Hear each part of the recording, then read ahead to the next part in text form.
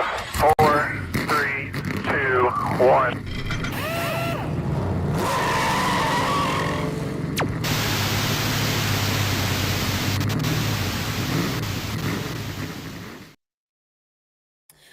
Good morning, everyone on TikTok, Facebook, YouTube, Twitter /X, ATYL media channels, as well as the Slide Job Sal accounts.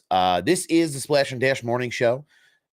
I am your host, Slide Job Sal, on what is a beautiful post-motorsport weekend. It's Tuesday morning. Glad you're all here, tuning in, locking in for the week. We've got a ton to go through. A lot of NASCAR news, a lot of Xfinity and Cup stuff from the streets of Chicago. It was one of the best weekends they've had out there. Weather-wise, total domination by one particular driver. And it seemed like the community really rallied around this event in Chicago. So a lot to kind of dive into and break down in broad stroke areas like that. But so much happened this weekend on track, off track, around the track. A lot happening in Formula One, the British Grand Prix. There was IndyCar action this weekend as well. So whatever your flavor is, there was something for you this weekend. Believe me, there was a lot happening in the racing motorsports world. But I'm here to tell you all about the boogity circle boy lefts and rights this week. We'll talk a little bit about the bracket challenge and how that's evolved now that we're post Chicago. That bracket is something, man. Let me tell you, I got some opinions now that we've kind of gone down the road on it.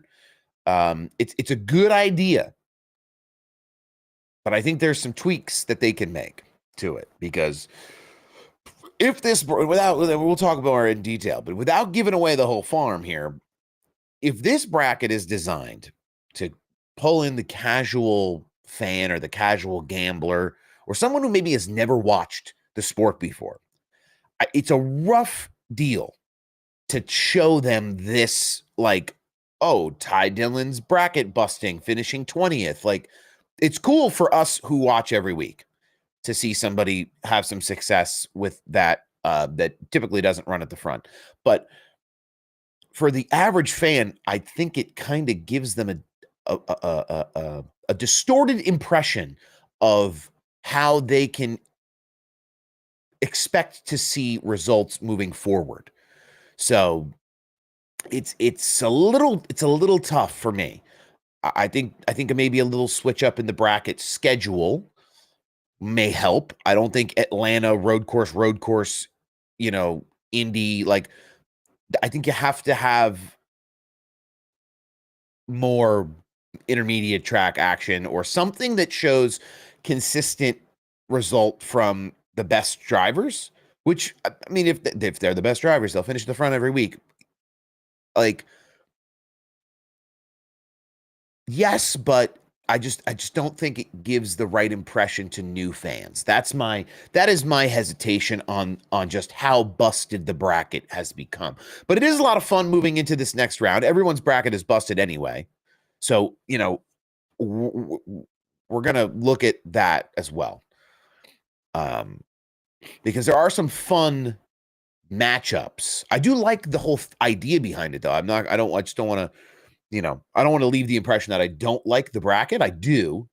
It's just very difficult for me to kind of sell to, oh, hey, guys in the group chat who aren't avid watchers, check this out, especially if they're going to gamble on it. I think that's something to talk about too. There's a lot of casual gambling I think they've tried to incorporate into this whole thing with the bracket, like March Madness, I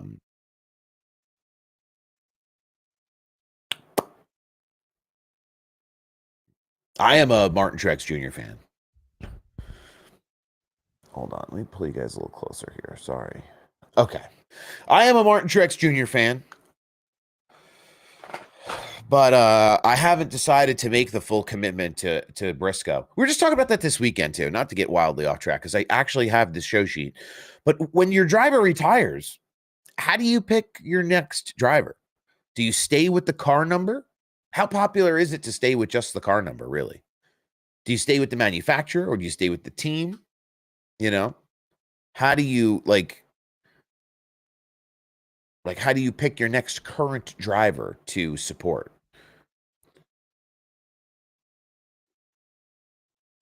I have a little bit of an affinity to Ty Gibbs. I like Ty Gibbs. Um, I like Carson Hocevar. I like a lot of the young drivers. I'm a, I'm a generational fan of a certain generation, I guess. I like too many drivers to pick one, I think. Which is bad because then I'm going to buy all the merch just because it looks good. Anyway.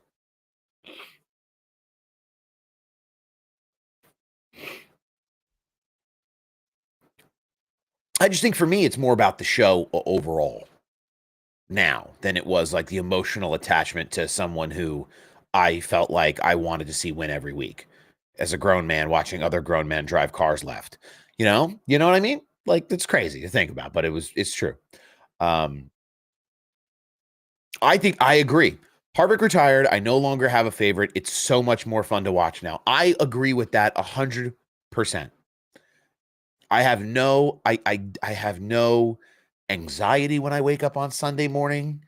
I get in the car, I go to my buddies' houses, they come over here, we hang out, all very calm, all very relaxed. We're just here to watch a good time. So James Dennis Allen Hanlon. James Dennis Allen Hanlon had some good takes this week on the Actions Detrimental pod. If you haven't listened to that, that was a good one. I'm able to objectively like the whole field, show everything. Yeah, it's good. It's a good way to be. I think that's the way that it should be appreciated. It's like, oh yeah, I'm a big, imagine like, I'm sorry if you're here, but just like the most dedicated Kyle Busch fans right now. Like, you're not having a good time, You're not having a good time. Anyway. So finally a dry weekend in Chicago. This is the third year they've been in Chicago for the street course, right? I think this was probably the best swing they've taken at this. SVG, though, just what are you going to do to stop this guy? I don't think there is anything they can do, drivers can do in the field to level up quickly enough to compete with him on these really short form style road courses, street courses. Mexico City, obviously, he was out and away 13, 16 seconds, whatever stupid, ridiculous number it was that he was out. He's battling through the field all day at Chicago, too. It's not like SVG started at the front, led the whole race, just, flag the flag. He had to go through the cycle and race through the field and put guys down to get back to the front of the field and win this race. But SVG, obviously, winner in Xfinity, winner in Cup. How we got there, I think, is more of the story than what the result is. Him in the Xfinity series, to me, was the race to watch this weekend. I was having a great time watching Sheldon Creed at the front. I was having a great time watching Austin Hill at the front. It felt good to see Zilich drive through the whole field. That kid is, as much as we talk about SVG, I feel like Zilich is a kid that you have to, people are already talking about him, but he was dominant this weekend in that Xfinity car. And then obviously SVG in that Xfinity car he won the race, but again, having to drive it through the field to get there is really the wildest part of this to me.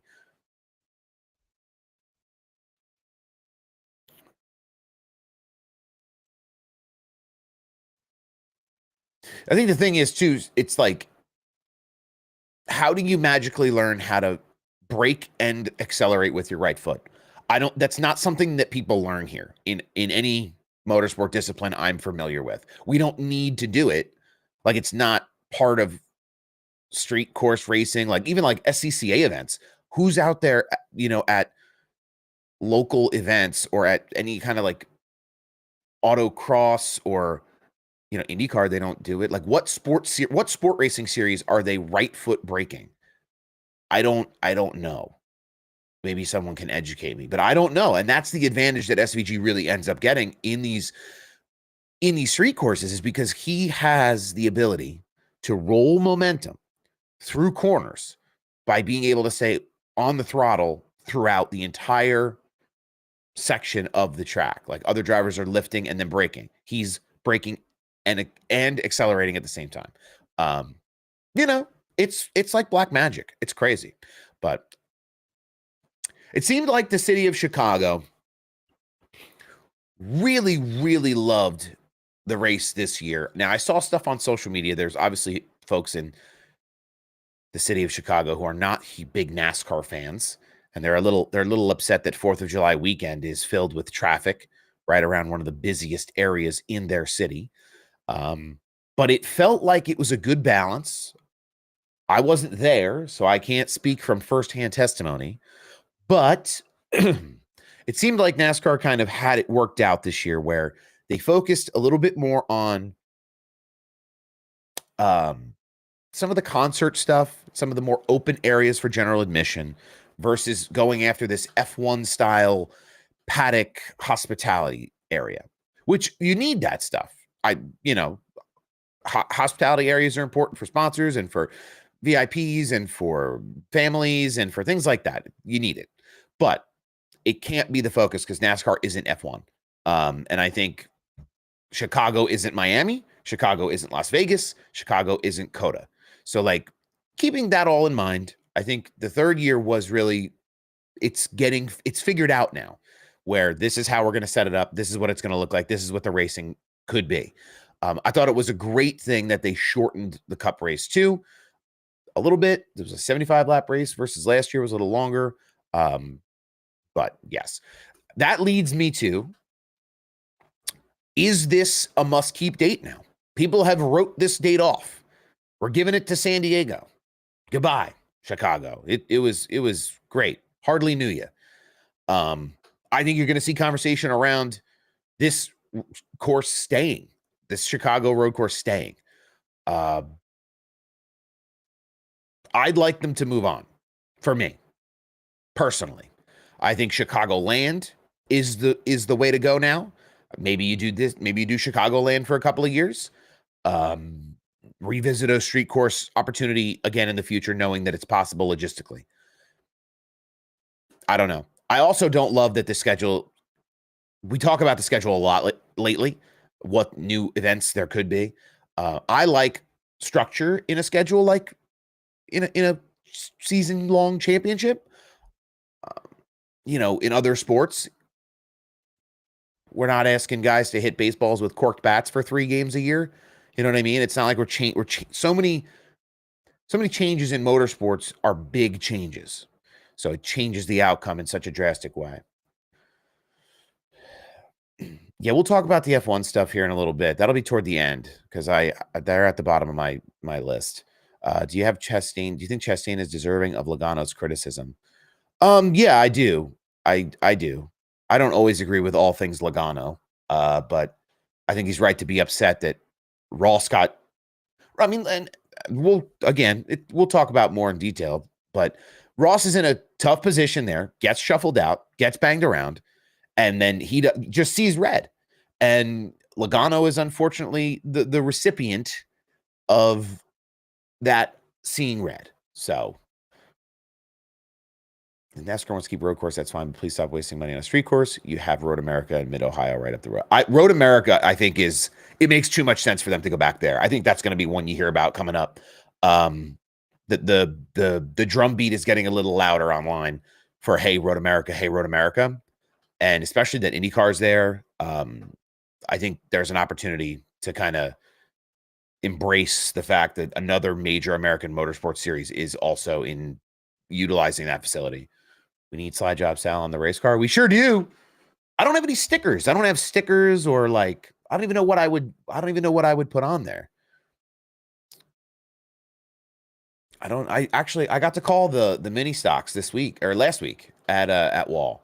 That was a fun race. Those little mini stocks. I think that's what you're talking about. But NASCAR took longer to throw the yellow than it takes me. Yeah, we'll talk about the yellow too. I have a little bit. I'm going to play devil's advocate a little bit on behalf of NASCAR. And if you've been here before, you know that's not something that I do regularly. My last point on here to start the show. Are we seeing a new road course era with SVG? I think we've already seen the era. We're in the era. He's now like 5th in playoff points. He's won 2 races this year. We're here. It's the dawn of a new age. So get locked in for it. Oh, I would definitely send you the logo and get the decal for it. I would do that. I'll shoot you a message after this because I have all the assets. But yeah, this is the dawn of a new age. This is it. Do they continue to add road course, street course, layouts to the schedule? I don't know. I hope they don't oversaturate it. I think a couple of years, great. I think it attracts new drivers and makes the sport more diverse in both the racing and the driver pool. But I think it has to be, you have to keep the root of the oval. I think that's the heart of the sport. But I thought this weekend, though, was a smash hit compared to previous Chicago weekends and other road course racing we've seen in the Gen 7 car, for sure. Oh, thank you for the heart hat, king hat. Thank you. Oh, that'd be cool. You guys send me pictures. I'll post it online. Yeah, there hasn't been a lot of they clipped Ross's wings, but anyway, we'll start with the Cup race and then I'll roll into some Xfinity stuff. Carson Hocevar early on in this one clips the wall, breaks a toe link, breaks the whole front suspension. Car just whips back up in front of the course and really set the tone for kind of the day of what we were going to get into with how hard this track is on the cars. We started to see it in qualifying, even to where guys were sliding around. William Byron, one that was really surprising in practice and qualifying, who kind of boofed it into the wall and just broke that toe link and had issues. But Hocevar in the race, that first lap, just unfortunately not able to keep it on the inside there. That's a tough turn. It's a tough course because what are you going to do? Like you're broken down and you lose control. There's no runoff. You're back into anywhere you run off, you're back into the field. So, it's a mechanical issue. You can't drive a car with no steering in the front. So tough at the beginning. Michael McDowell looked really good early on as well. He looked like he had a little something. I don't know if SVG was just kind of playing with his food, but McDowell, I think, has always been competitive at road courses. I remember when he won that Indy road course a couple of years back. He's been competitive at road courses, but it's just has a throttle cable issue. And then that's it. He's gone. Toodaloo. 30 laps. The race was over for him. So I'm interested to see how he does at Sonoma. We'll dive into that kind of later on. But SVG cycled back after pit stops and then drove through the field, which is crazy to me. The guy has this unbelievable talent to just, and you can't even compete with him. He's going to pass you. It's just depending on how you're going to let him get by you, because if you don't let him go by you, he's going to make a move on you to get around. The Bubba Wallace and Kyle Larson entanglement in stage 2. I thought that was an interesting bit where rarely do we see Kyle Larson do kind of silly things. He was looking like a real silly goose diving into that corner. Let's just call a spade. All right. Silly goose, Kyle Larson. People are going to look at this. Oh, Bubba's involved. Facebook's going to have a field day with this one. Oh, Bubba shouldn't have been there. He shouldn't have been there. That was definitely a misstep by Larson to kind of dive that corner and put Bubba in a position where he can't even see him. So yeah, it's tough. Yeah, that remember Gregson last year hitting the same wall at Chicago over and over. It's if you are uncomfortable or unfamiliar with the with the track limits here, it's a disaster. Okay, I forgot to pull up the comments over here. Dom Joseph in the chat. 78 out of 10 jacket. Thanks, brother. I bought this the last year. Gen 6 last year, Gen 6 at Pocono. This shirt's like 10 years old. 6 races total at Chicagoland since 2023. Cup and Xfinity included. SVG is 4 for 6. Damn. It's crazy. Host of our collecting enemies. I don't know if he's collecting enemies. I don't know. I don't think the host of our deal this week is something that he could have avoided. SVG needs a residence in Chicago. I'm sure he's got a penthouse this week.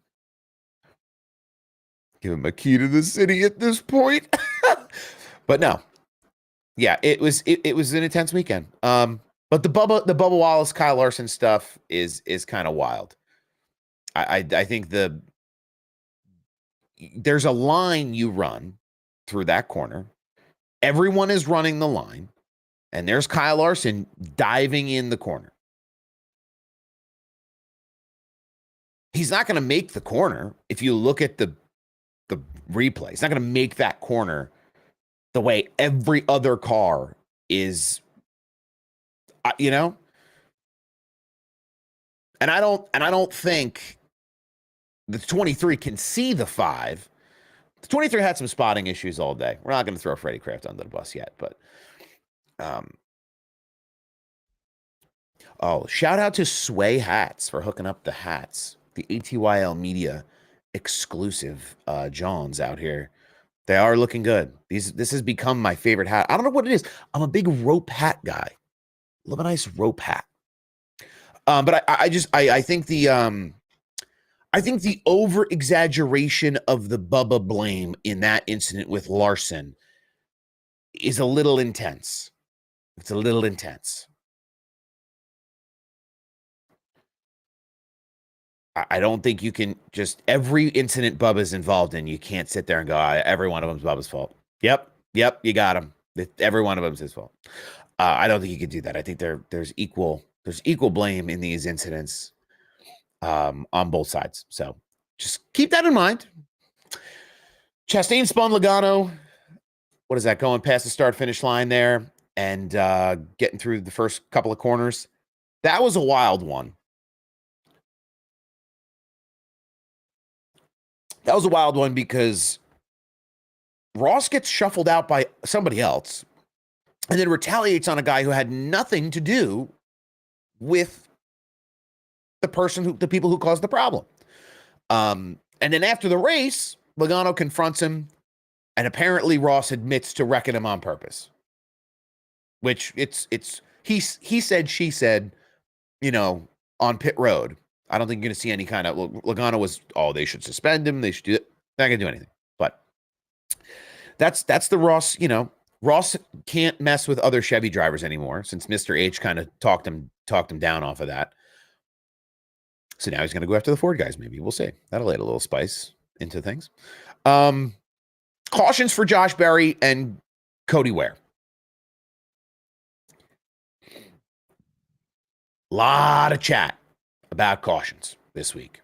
I don't want to talk. I hate talking about cautions and how long it takes to call cautions and cautions. I think talking about cautions, especially on road courses, you have to understand how they officiate these things. And I had to do some searching around and some listening to some other folks to understand how NASCAR officiates street courses. Now, they have cameras set up in Charlotte, in race control, to look at all these things. They need more people. It's not easy to do race control. I've sat in towers and watched people do race direction, and it's not an easy job, and you're never going to please everyone. That's something that I've learned really quickly. But this is the premier American motorsport. We need to have more people looking at more things at street courses and road courses. Just, you have to. It's hard to see it all I get Josh Berry was sitting on the track. Josh Berry was dead on sight in that middle of that track for way longer than he needed to be till they called that caution. Oh, what's up, Chris? But yeah, way longer than he needed to be. Cody Ware, that incident was frightening, scary. If you've seen the video on X or Instagram or whatever of the fan perspective of that wreck, he's doing a $120 into that tire barrier. No brakes, rotors blow off the thing, and he's just buried under that tire barrier. So, for all the hate that Cody Ware gets and he's running, that was a rough wreck for him. I don't think it's anything, he did. I don't think it's anything he wanted to have happen. It's just late in the race. I don't even think his spotter saw him go under the tires. And that's why we talk about the cautions and how long it took to throw that caution and the severity of the impact. I don't think they saw it. They looked up and saw a car in the tires. They're looking at the front of the pack. They're waiting for a caution in the field, not as far back as where Cody Ware is. That's, again, to the point that you need to have more folks looking at screens in race control. This is a multi-billion-dollar sport. Hire an intern. It has to happen. For safety's sake, first of all, but just to keep the consistency in officiating. And that's what, Denny Hamlin talks about it every week. The consistency is that they're inconsistent. And it's tough. They need to hire Sal. Oh, I'm on a blacklist somewhere. They don't want to hire me. But I wouldn't mind a phone call.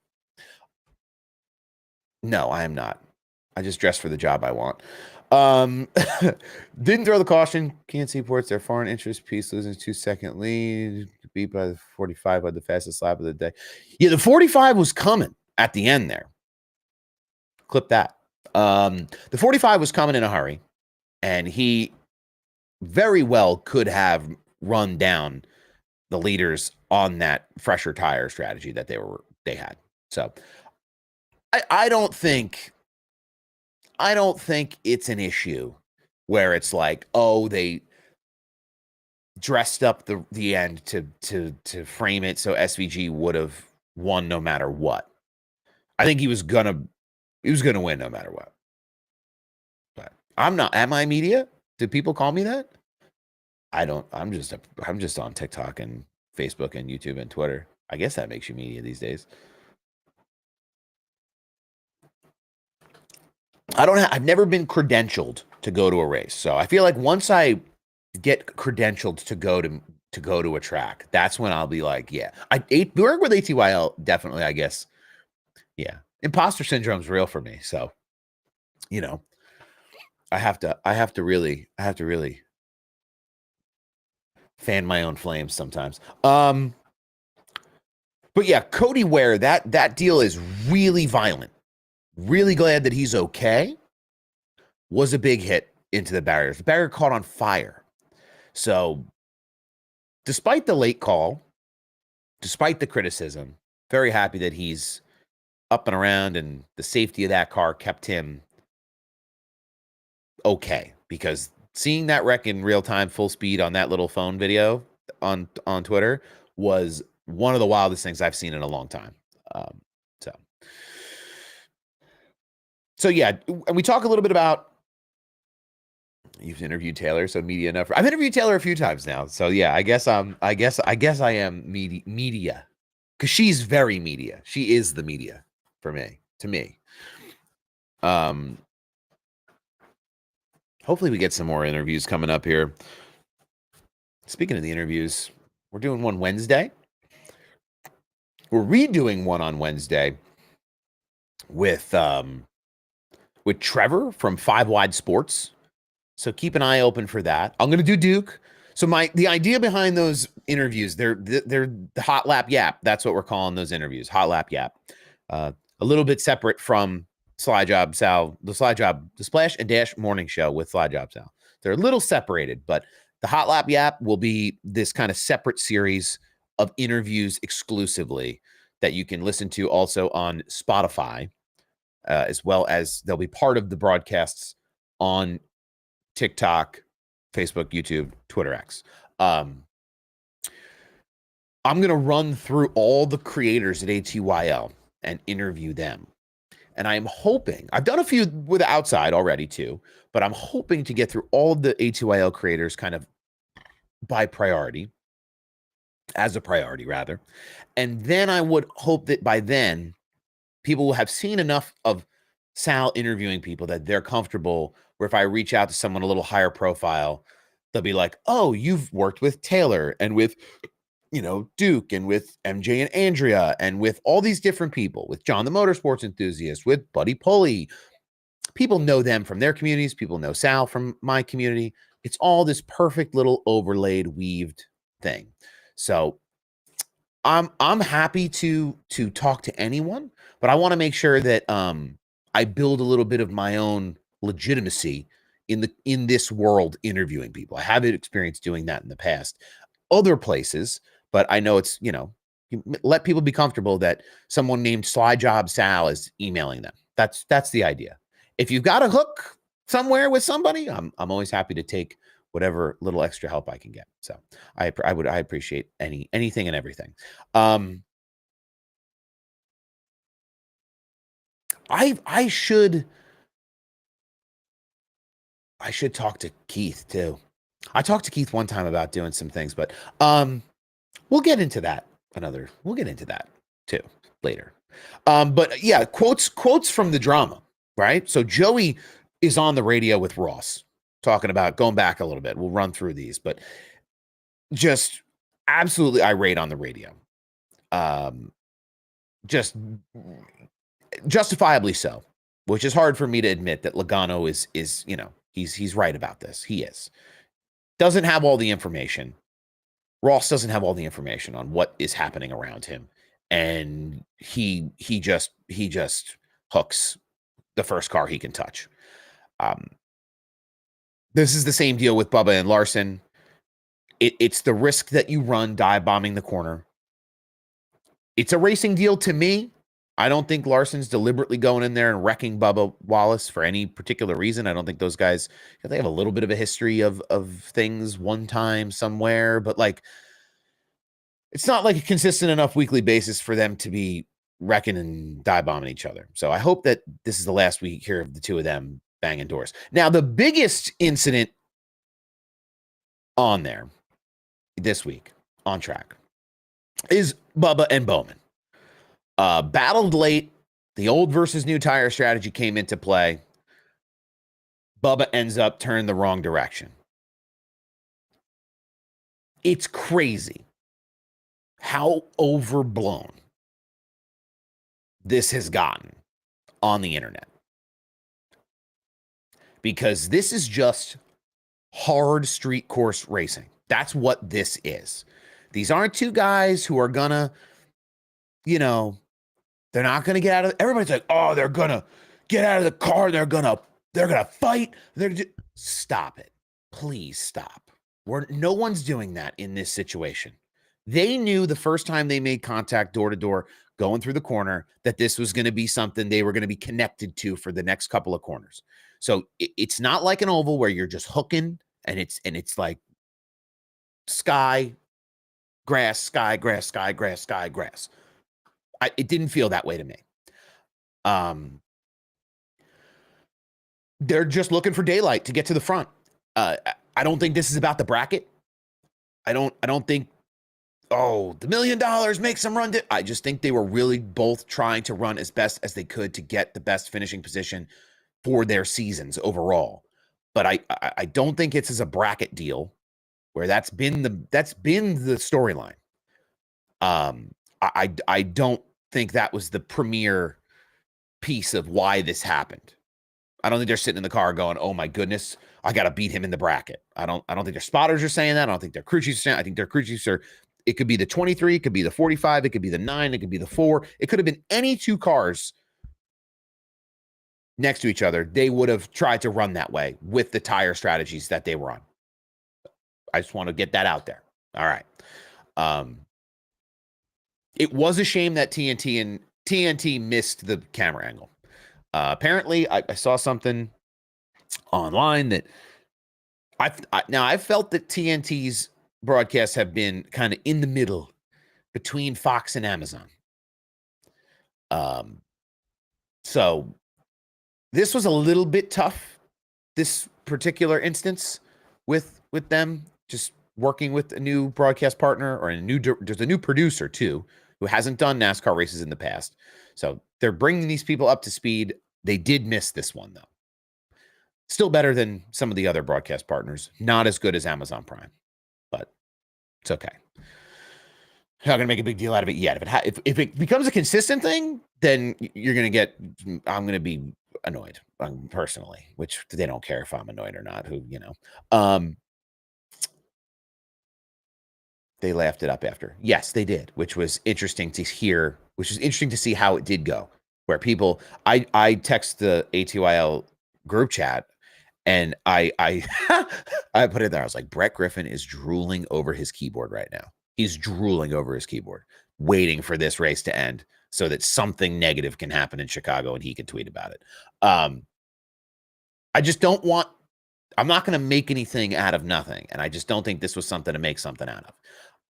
It was a very entertaining battle. It was a great battle on track. I think the fact, I think that they both understood that after the race. And that's why you saw what you got after the fact, where they're both trying to have a conversation with each other on pit road, by the way. And in some of that video, there's fans shouting at them like 4 feet away from them, within earshot, shouting at them, telling them, "Oh, I did it on purpose. He hooked you." Like, I think that's why you saw them kind of like grab each other and then move away from the crowd. I don't think that was anything more than just, oh my God, there's 500 people standing here shouting at us. We can't even hear ourselves think, much less have a brief conversation. So should Bubba have let Bowman get the spot? Probably. For Bubba's sake, it would have been better for him because he would have ended up finishing top 15 versus in the rear or toward the rear after the spin. So it is what it is. I don't think there's beef. I don't think it's going to be a deal where they're going to race each other really rough any more moving forward.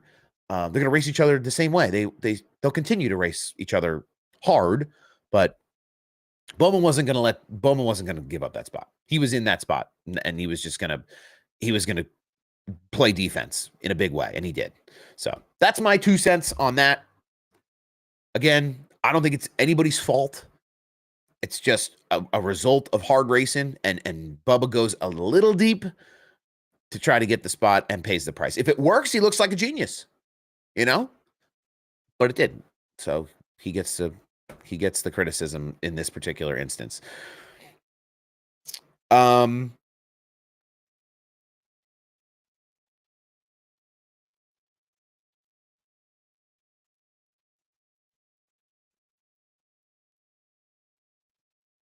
Hold on, I'm scrolling through my sheet. Is 6 road courses too many? Is the question that NASCAR needs to answer. Is 6 road courses too many? Chat, I see you popping off. Sal refuses to pay my NIL fee, but whatever. Sorry, Dom. We don't have the budget for that over here. So is 6 road courses too many? Yes. To me, it is, for sure. Especially in the current landscape of drivers where SVG is just going to absolutely put belt to ass every single road course and street course. I think after you get over 4 or 5, you're talking about really cutting time away from the ovals. And again, like we talked about it at the beginning of the show, it's like that's the heart and soul of this motorsport discipline is oval track racing. The car might not always be perfect, the packages might not always be perfect, the racing might not always be perfect, but that is the way, that is the grassroots part of racing in America is oval track racing. So that's my 2 cents. I see people agreeing. I think there'll be conversations in the offseason this season about it. I don't think it's about more road course, street course. I think it's about better road course, street course.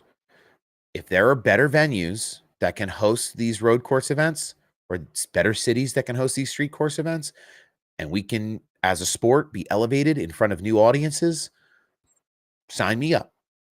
I'm into it. I think they could take the Chicago show on the road. They could go to San Diego. They could go to Philadelphia.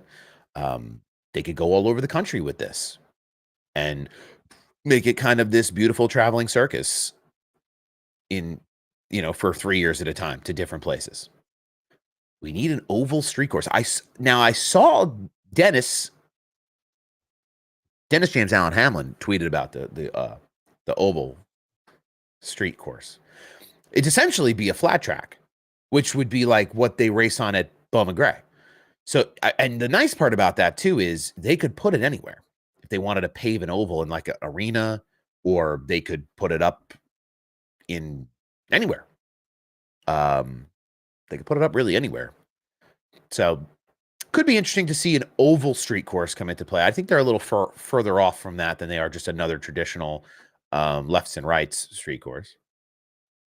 Well, Bowman Gray, they just renewed for the Clash? I think it's a 4-year deal. They'll be back at the Clash. There'll be a total of 5 when they're done there. But the other debate I think that you'll hear people have this offseason, and apparently there's a committee out there amongst drivers and industry professionals, not a committee I'm on. I'm still waiting for my invite. Must have got lost in the mail. About the playoff system and how they can modify the playoff system to be more equitable and more consistent for drivers and teams. Because is it really fair that SVG is 5th in playoff points with an average oval finishing position of like 22nd, but wins the road courses? Is that right? Does that really showcase who should be in the playoffs and who should be in championship contention at the end of the year? I'm not saying one way or the other personally. I think there's certainly a way to make it more equitable, though, where if you're a 30th in points driver, or if you have a certain number of DNFs, or you have a certain number of something, just there has to be some type of rigid guardrail to say these are the best drivers in the sport. It's just like the bracket challenge, right? The best drivers in the bracket were gone the first week. It's hard to do. But that's what running for a championship is. It's running with the best drivers for a championship. So I'm not saying he's the best driver at road courses. If this was a road course series, if this was supercars, great. This works. But again, this is not a road course dominated sport. So there is a committee that's looking into it. There are voices in the community that are talking about it at a higher level than just fans, just Sal yapping about it. So hopefully there's some changes and some conversation at the very least, and some open-mindedness around it. 26 races, straight points, and a 6-race championship with performance-based points, lower driver counts. Could be a solution. Could be a solution. The problem is, why even bother cutting other people out of the playoffs if he's definitely not going to win? The reason SVG is here is because he is one of the best road racers in the world, street course racers as well. As if you look at his supercar performance, it's undeniable. He's unbelievable.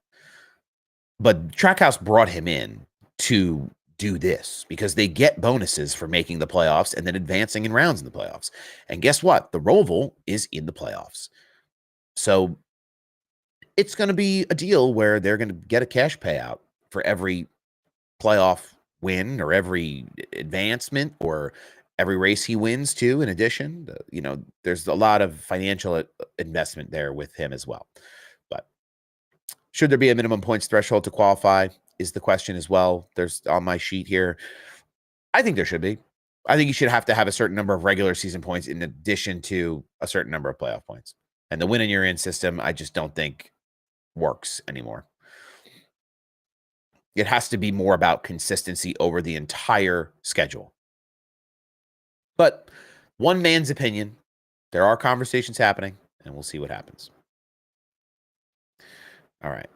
Now, this is my one sheet. I'm going to go back to my other sheet.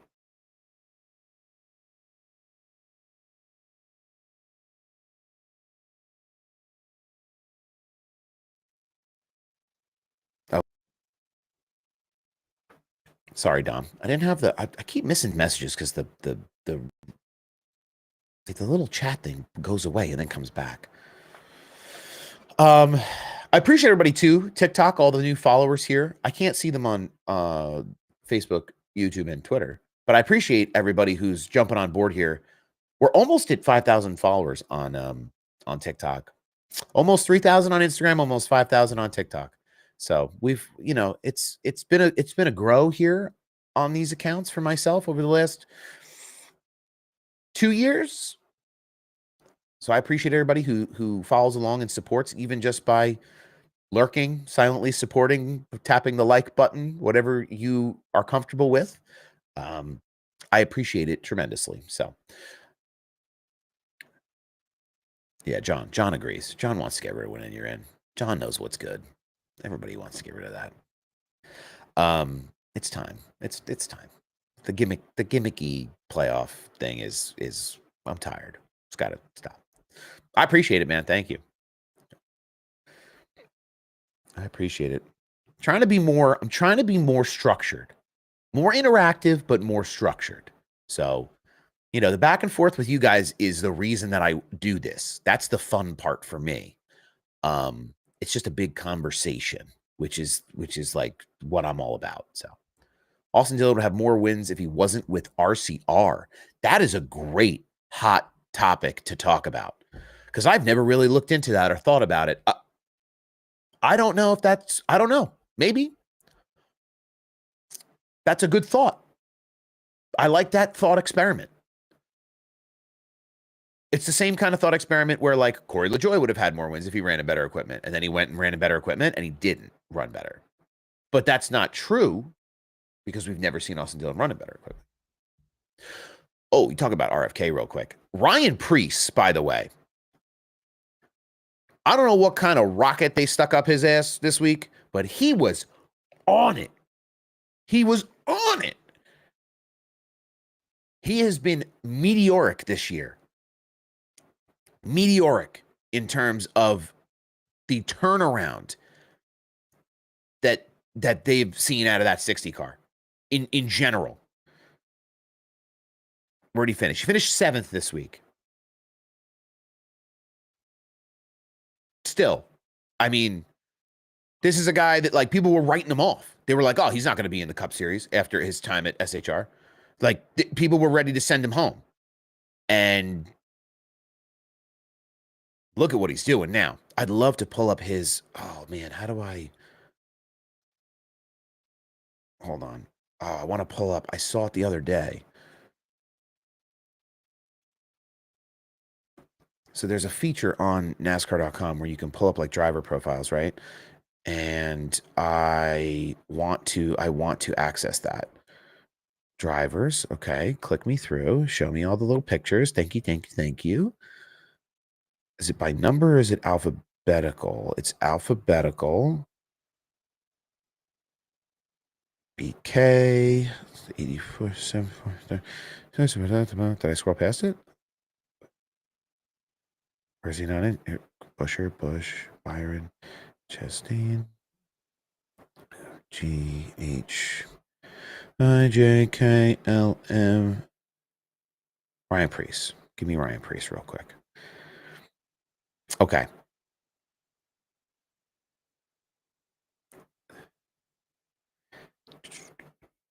No, it's not going to give me. It's not going to give me the. It's not going to give me the thing I wanted.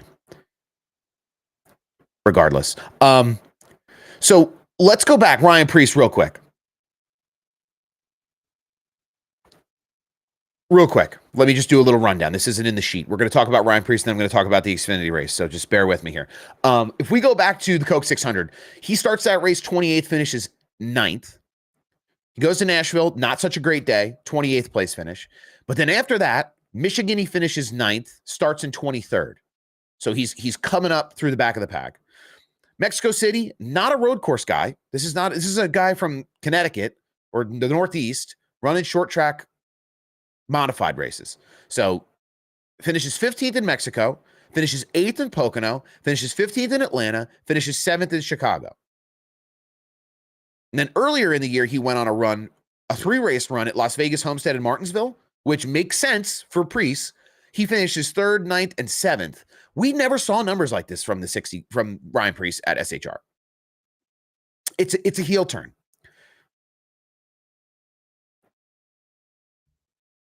Oh, I like this point. Hold on. So we were talking about Austin Dillon too before. Not to jump around to a million different topics, but I want to make sure I read this while it's in front of me. Kevin Harvick's switch from RCR to Stewart-Haas might be the most damning evidence against Childress in terms of competitiveness. So when you talk about could an RCR driver do better in other equipment, that is a great point, Dom Joseph. I appreciate you bringing that up because it is worth thinking about and considering when you talk about those types of shifts from one team or one driver or one car to another. So that is an excellent point to bring up. Keep that in mind before we write off Austin Dillon and how competitive he should be. But yeah, I've been really impressed with Ryan Preece. I think he's going to be in the mix. I think he's going to be in the mix. How many fan reward points do you have? I don't do the NASCAR fan reward points. I don't know how to do it. I probably should do it. I know you can get like race tickets, but I don't know anything about it enough to like feel like I'm missing out on it. I'll have to check it out. Also, too, somebody sent me a Discord link for that endurance race. I never responded to that. I need to. So if an existing team goes to Dodge, do they become the Dodge charters and Chevy ones open up? That's a good question for the France family. I don't know how that's going to work. I do know they hold charters in reserve, right? So NASCAR holds charters or rights to charters on their own. They don't use them. They can't use them to run or start their own like internal NASCAR team, but they use it in the event that new manufacturers enter the sport. So I would imagine, and somebody can fact check me on this, I'm not infallible. I would imagine that those reserve charters that NASCAR holds would become Dodge's charters and that they wouldn't take away charters from anyone in particular. That would be my assumption. I don't know the nitty gritty details on that one, but that's a great question to ask someone who knows more than I do. Or it's a great question for me to follow up on. But let's talk a little Xfinity. All right. Let's talk a little Xfinity. We're about an hour into the show already. Appreciate everybody being here again. This has been great. You guys are killing it this morning. I'll tell you what. This chat is popping. Everybody's yapping and chatting. Feeling good. A little energy this morning. Gotta have it. Shane Van Gisy. Again, in the Xfinity series, just super dominant. It's his second career. Is it a second? This is the second time he's won, I believe, in the Xfinity car at Chicago. He's got 4 out of the 5 total here so far in Xfinity and Cup. We talked about that a little bit already. Guy just runs in a different zip code. It doesn't matter what car it is. He's way out and away. He's way up in the front. Dale Jr.'s having a party every weekend. They're ringing that bell in Mooresville at that shop all the time, every week, it feels like now.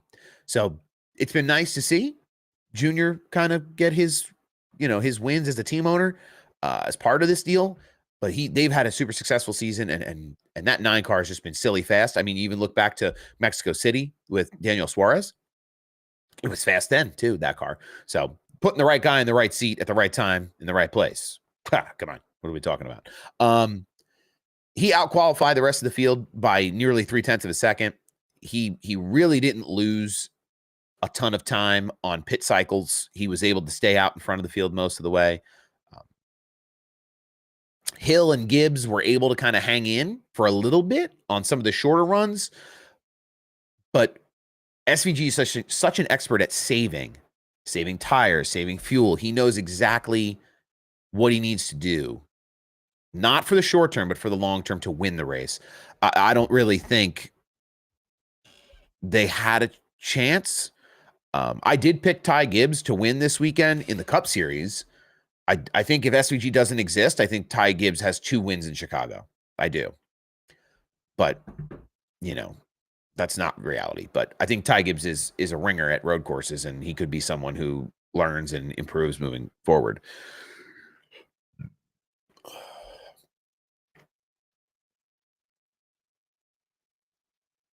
The big takeaway, it seemed like, from the Xfinity race was that SVG could just break deeper into the corner and get the car to rotate better, which I think is part of, again, we talked about a little bit before, not to repeat ourselves, but it's part of that right foot braking technique where foot's on the brake, foot's on the accelerator at the same time.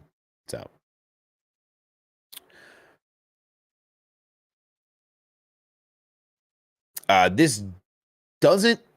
the Xfinity field isn't really impacted by the SVG win in Chicago in terms of playoff picture. He's not a full-time driver, so it's not like win and you're in deal for him there. Austin Hill and Cole Custer had good days, so they'll gain big points for the playoff picture. But the road course swing will continue for Xfinity Series. These guys better get used to it. It's Indy Road Course and Watkins Glen. Make sure that's correct. Indy Road Course doesn't sound correct to me. Yeah, they'll be at Sonoma, Dover, Indy, Iowa, Glen. So there'll be a good diverse mix of Xfinity races coming up here.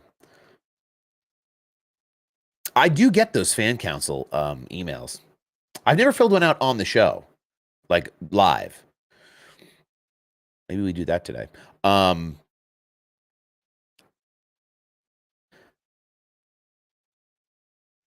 It was just the Xfinity race. There's less to talk about because it was so much more dominant than the Cup Series.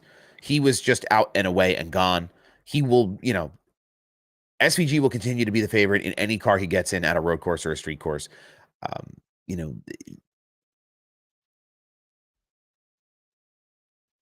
There's not much that people are going to be able to do about it, to be honest with you. Does Suarez go to Junior Motorsports now that his time is up, officially coming to an end at Trackhouse? I think it makes sense.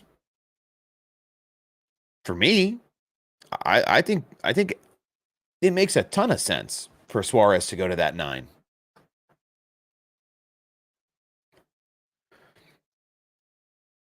Maybe legacy. He's got, he's got that option if they open up a third charter, which they're still talking about. They don't know if they're getting that charter. And then Rick Ware just changed hands again, and they're talking about expanding to another charter, a 3-charter team. And then, like you said, too, Spire, the 71, Michael McDowell is closer to the end of the beginning. So that could be an opportunity as well. And Spire cars have been really fast. Legacy is getting fast. Yes, they are getting fast. John Hunter, Nemechek, and Eric Jones, we have seen them make big strides in terms of their speed and their competitiveness. I don't know what's changed over there. I know they have a deal with Toyota with TRD to do research sharing and data information sharing, the whole thing. We all know how that works, kind of. But I know that they're considered tier 1 now, or they were told they were considered tier 1. So that team is going to get better. I think John Hunter is one of the most underrated drivers in the Cup field. I'm not saying he's, leaps and bounds better than anybody, but he's definitely underrated. Who do you think is going to win the season challenge? I got Eric Jones. I'm going to go through that bracket in a sec. Zillage started from the back and finishing second was fun to watch. Yeah. I mean, him being able to carve through the road courses, 3 courses, is crazy, dude. John Hunter Nemechek will win a race before Ty Gibbs in the Cup Series. That would be wild. That would be wild if that happened. I think Jesse Love is well rated as an Xfinity driver. He wins a lot of races, and he is the heir apparent to the Cup rides at RCR, ahead of Austin Hill and maybe some other folks in their system. Jesse Love is a good driver, though. Let's look at the bracket, shall we? Let's pull it up. Pull it up. The in-season challenge continues on at Sonoma. Ty Dillon advanced in the in-season challenge, if you can believe it. The 32nd seed. He beats Hamlin at Atlanta. Keselowski can't finish in Chicago. And here's Ty Dillon, just bebopping around. He's up against Bowman this week going into Sonoma, and we know how Sonoma is. It's one of these tracks where you go off track, you go down a lap. Like, it's not an easy place for guys who aren't like well-rounded. And I'm not saying either of these guys aren't well-rounded, but the smallest mistakes cost a lot. So Carson Hocevar will get a win before Ty. Oh my goodness, we're really hot taking it. Do you think anyone can catch Allgaier in points? In the Xfinity Series, it would take a lot. It would take a lot at this point.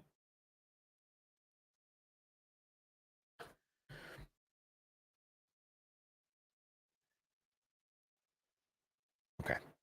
Ty Dillon and Alex Bowman, though, go head-to-head in the next round of the NASCAR In-Season Challenge, presented by DK Sportsbooks. For me, I mean, my bracket's busted, so is everybody else's, but it makes a lot of sense to see Bowman advance past Dillon. But I had Dillon out in the first round of the first bracket, so it's like, what do I know at this rate?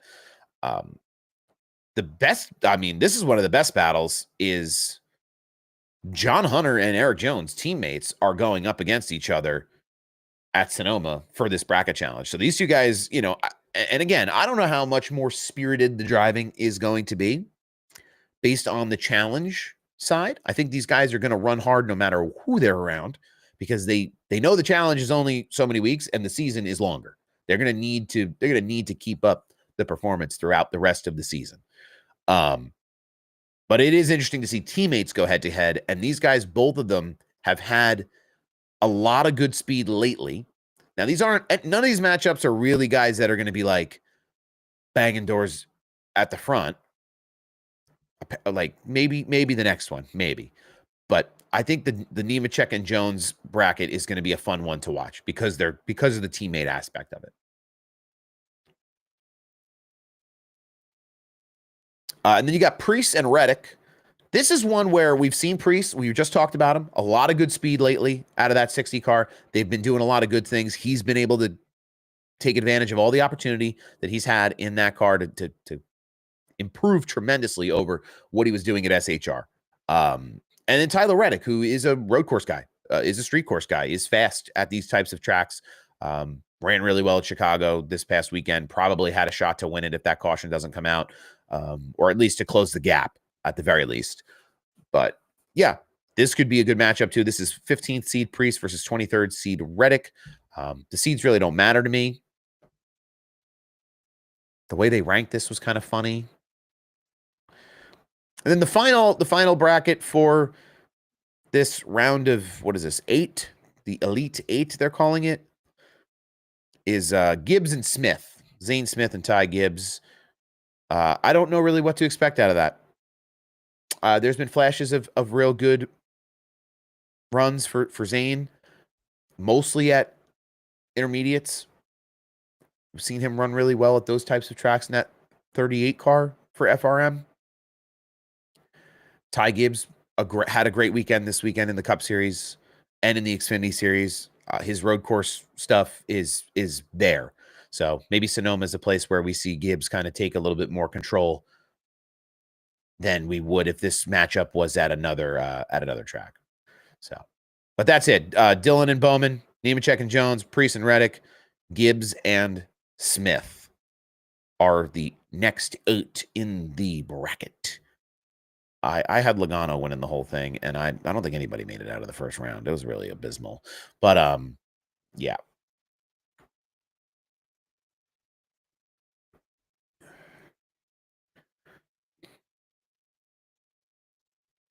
Xfinity Series will also be at Sonoma.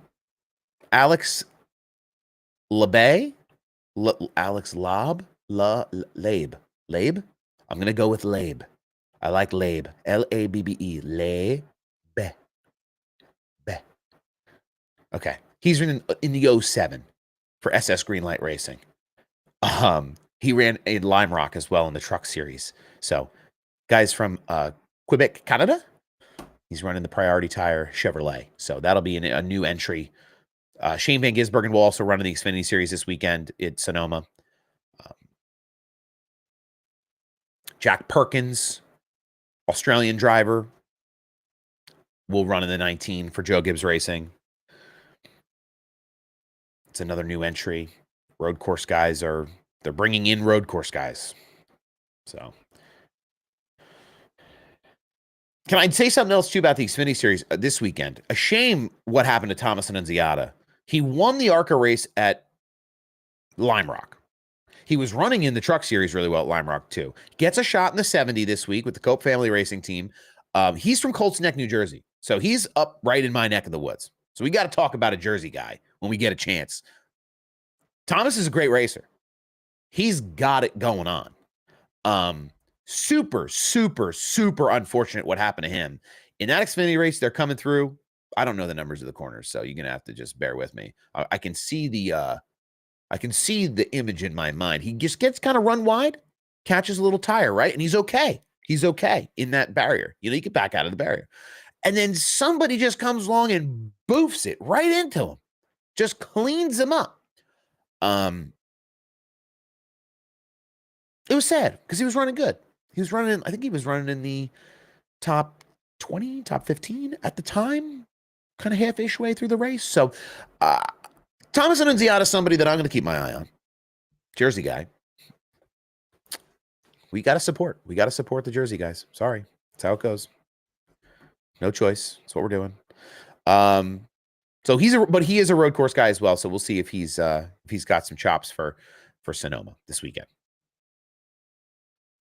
Let's check the Cup. The Cup Series for Sonoma. It is the standard cast of characters that we are all used to. I am sure that SVG will be the favorite again at Sonoma, but I do not think he is going to just run the field like he did at Chicago. I think there will be other drivers. I think this is a weekend to watch Michael McDowell. I think this is a weekend to watch Ty Gibbs, Ryan Preece. I think this is a weekend to watch drivers like Kyle Busch. Kyle Busch had a top 5 at Chicago, by the way, just in case y'all were wondering. Kyle Larson is due for a good run.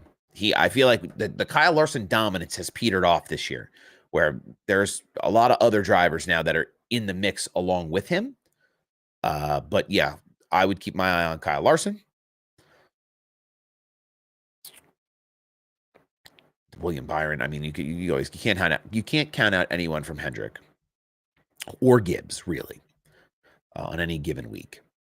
But I think there's some surprises in here that, the Spire guys.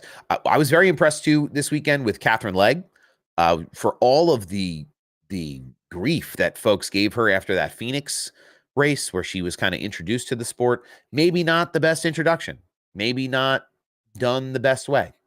But I think it's not about what you did. It's about how you continue to move forward, and what that Live Fast Motorsports team is doing and what she's doing is something special to me. I think it puts the sport in a bigger place, in a bigger picture.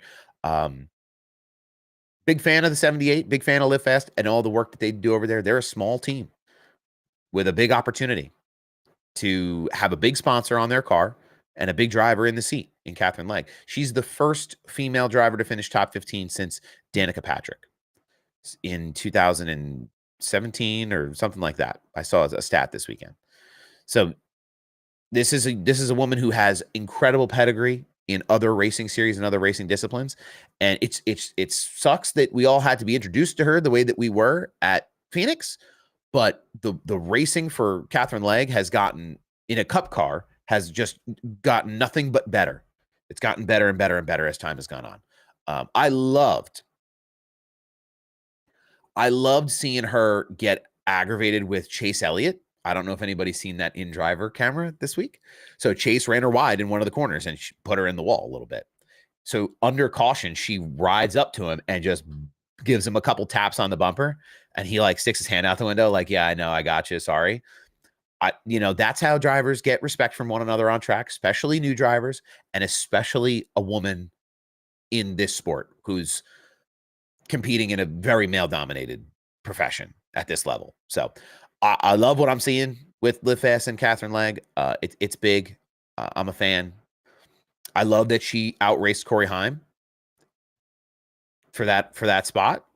The open car stuff, I think, makes qualifying so much more competitive and exciting. It sucks that they had to send anybody home.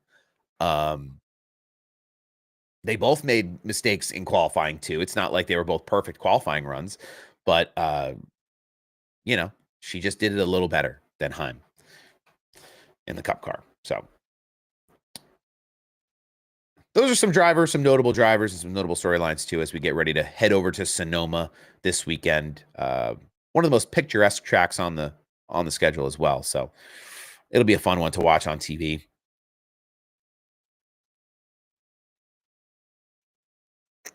Also, too, one last thing before I go into my deeper Sonoma preview.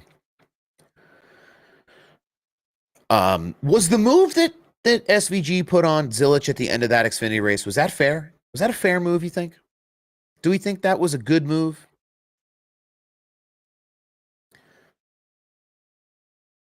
Because if I'm Connor Zilich, that's my guy. SVG's my guy. They're both Red Bull drivers together. They both have that Trackhouse connection. Zilich is running that race, is winning that race.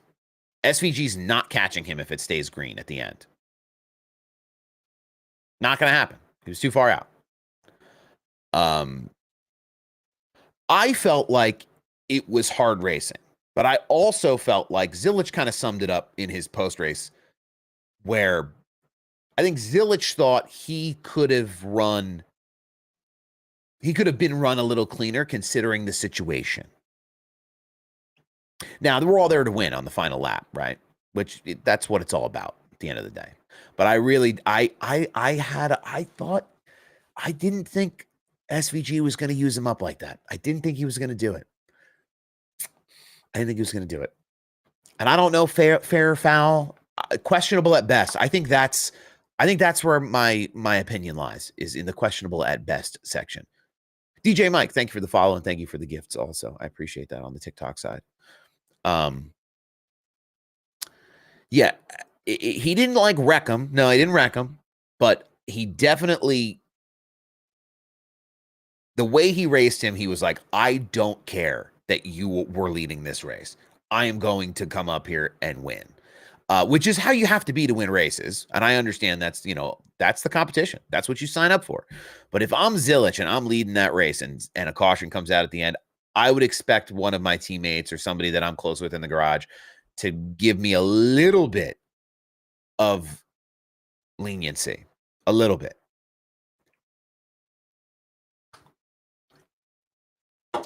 But that's not racing. That's not racing. So I thought it was questionable for sure. I know if I got drove like that, I wouldn't be happy. But let's talk about Sonoma. Don't think SVG makes it far in the playoffs without help of road courses. Well, that's the thing, is that first round of the playoffs, the Roval is the Roval. I don't think they expect him to win a championship. I just think they want to use his road street course talent to generate money by advancing into the playoffs and through the playoffs as far as he can go. Yeah, I think it'll be different this weekend. I think this sets the tone for how Zilich is going to kind of run SVG or whoever at the front. And Zilich is a young guy and he's still learning. He's excellent, an excellent driver, but there's some things that like he's going to have to be a little more aggressive on, and this might be one of them. Yeah, I think what makes it bad was SVG has nothing to gain by winning this race. Zilich has a championship he's running for. Yeah. Yeah.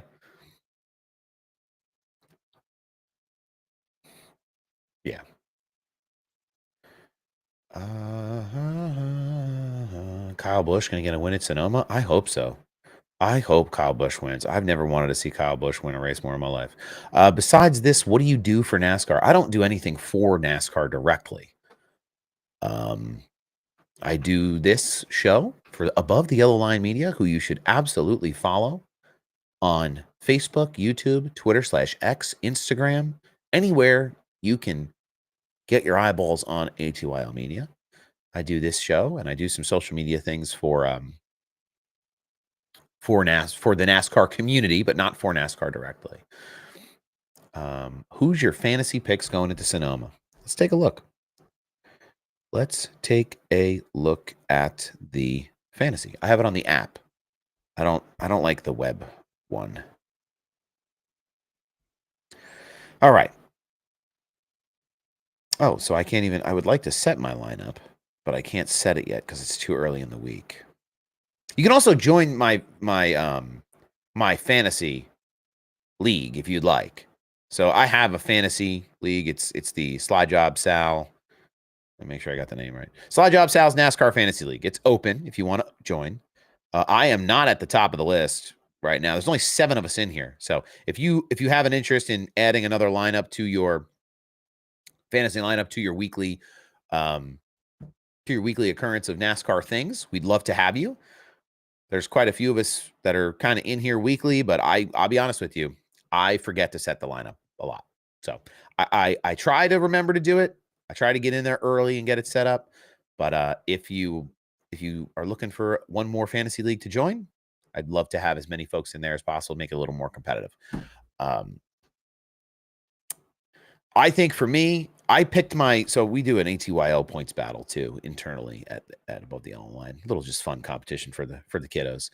I finished second after Chicago, so I've got this thing kind of dialed in at road courses. I picked SVG, Kyle Larson, Ty Gibbs, Kyle Busch, and Tyler Reddick.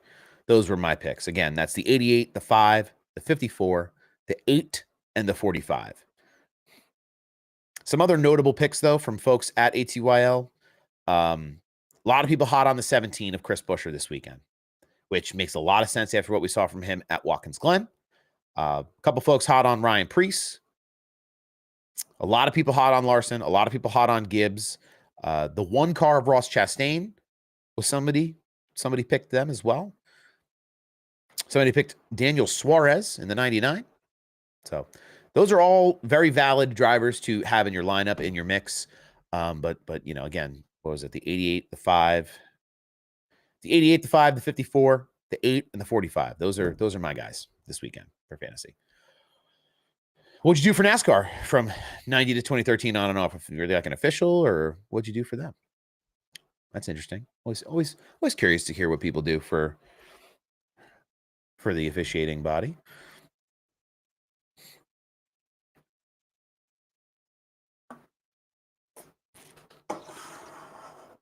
Merge trailers. That's a cool job.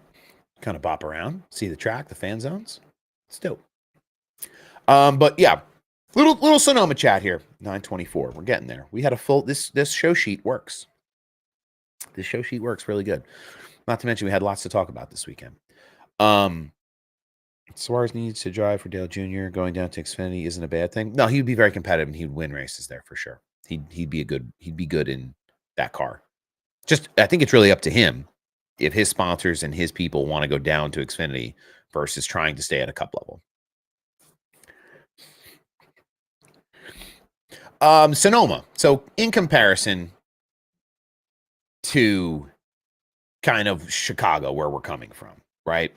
This is a way bigger track, more flowing corners, way different in elevation change. There's a less braking zone, like going into corners. It's much more of a traditional road course for those who are not familiar. There is a new tire compound going into Sonoma for road courses. More grip is what we're aware of, but way more fall off.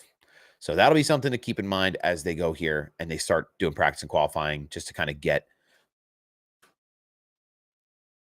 themselves situated. I do think Dinger is a sneaky pick this weekend. I do. He's really good at road courses. I usually pick the 80. Hold on. It's moving. Stop moving. The 88, the 1, the 71, the 9, and the 54 is my road course package and adjust as needed day of. I mean, those are all good picks. I mean, SVG, I don't think SVG is going to be as dominant at Sonoma as he was at Chicago. Ross, when he has the speed, he's really good. But you never know when he's going to have it. I don't think that's a Ross problem. I think that's a Trackhouse problem. Michael McDowell, I think, could run at the front. Elliott could run at the front. A lot of people pick Elliott, but like his Gen 6 road course, like that performance was way better than what we've seen him do in the next gen at road courses. So I think Elliott's someone to keep in the mix, but he's not my like top guy. And then Ty Gibbs, I think, is as a road course guy, really more than we give him credit for. But yeah. MTJ found that out last year. Yeah, I mean, Martin Truex Jr. retired because he didn't want to drive the Gen 7 car. This next gen car. He didn't want to drive it. Nobody has to tell me that. I don't need him to tell me that. I don't need anybody to tell me that. You could see the way he was driving last year. Doesn't like driving the car. Car plows. It's like a snow plow. I don't know. I don't blame him. I'm surprised some of the other drivers haven't hung it up. I'm surprised Brad Kay and Kyle Busch are still in the mix to be in some situations, honestly. I feel like Elliott's do it Sonoma in the worst way, but it's hard to tell. Sonoma road course, dry race, just the grass around it. Is there a money line on how much Bubba will complain this weekend? Yeah, no, but the road course racing has shifted in a big way in this next gen car. It's definitely different. I think you could see Dinger up there. You can see a lot of different guys running at the front, depending on pit strategy too. And keep in mind, road courses here, we're still stage racing, right?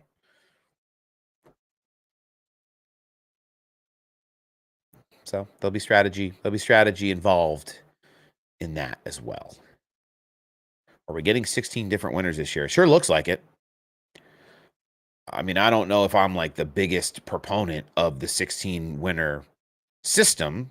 Like, I don't know if I cheer for 16 different winners, but there's a lot of opportunity for that to happen.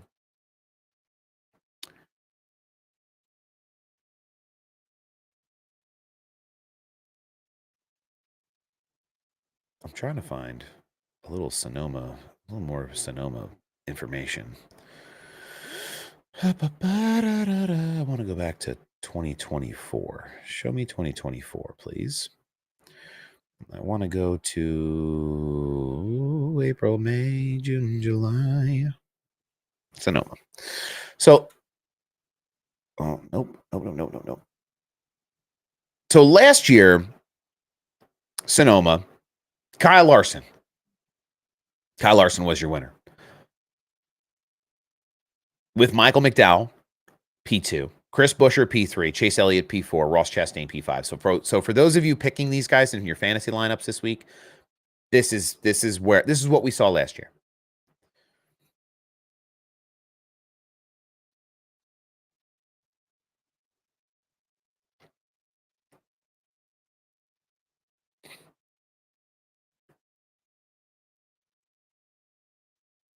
Oh, the EV thing. We could talk about that real quick. I have some thoughts. See how I casually slid back in my chair to get ready to talk about the EV series. Yeah, so they tested the EV stuff again at Chicago. They like doing this in these street course exhibitions to bring this EV visual.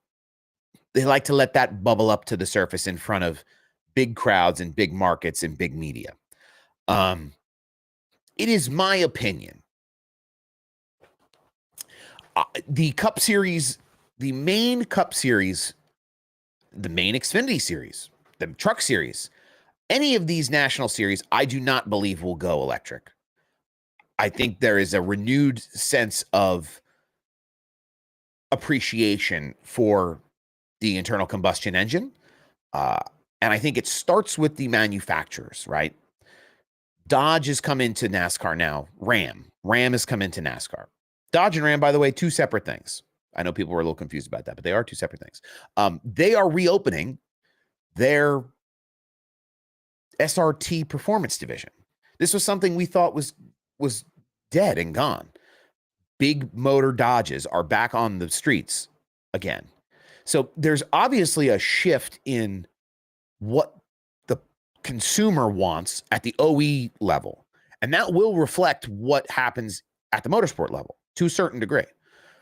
I think the EV series is great to have on its own. If it's a project for someone at NASCAR, or it's a way to help develop EV technology or hybrid technology, I think that's fine.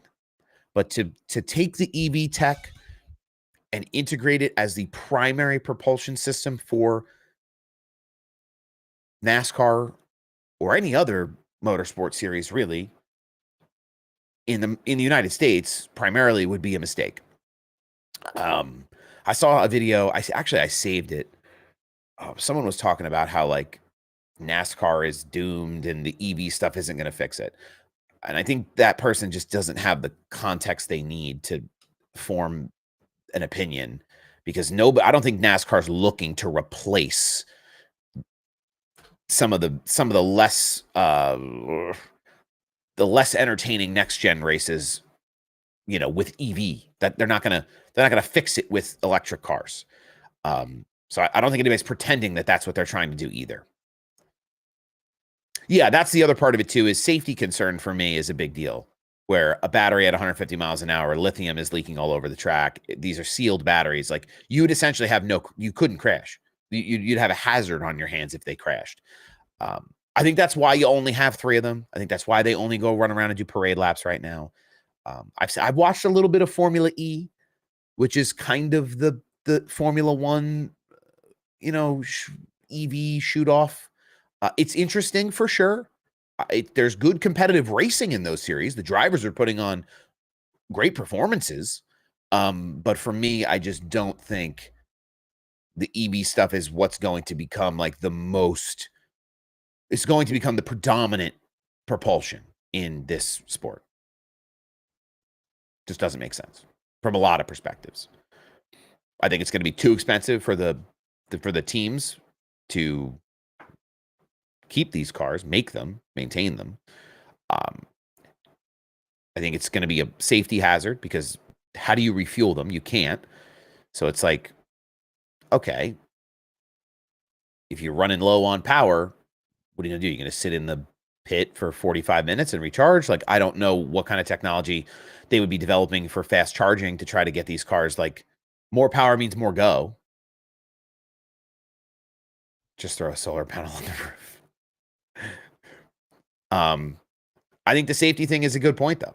We saw in the Palisades fires in California, there were EVs that burnt up in those fires, and they were specifically marked by firefighters where they had to keep a firefighter on site at those sites to make sure that the batteries didn't catch on fire, or if they had caught on fire, to take a more drastic measure with very particular like fire suppressant. It's a different type of fire versus like a traditional wood burning fire or whatever. So there's questions there. There's problems there. So I don't think this is going to replace anything.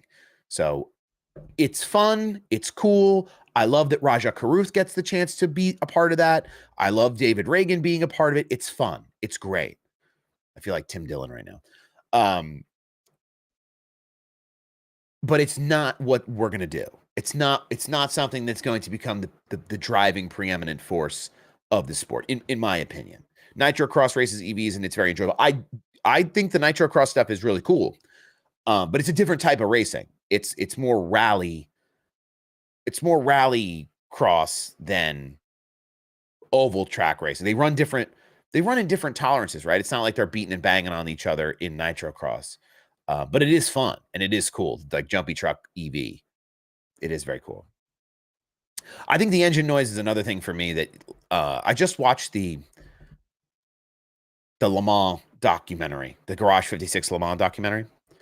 And one of the biggest focal points of that documentary is the fact that they brought a 750 horsepower V8 to Le Mans.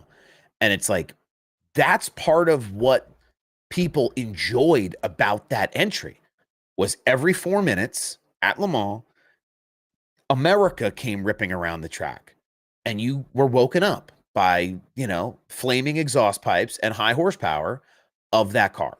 And I think that's something we get to enjoy every week as NASCAR fans in the series that we have. But a lot of other racing disciplines, they don't get that. And I think to take it away here would be a mistake.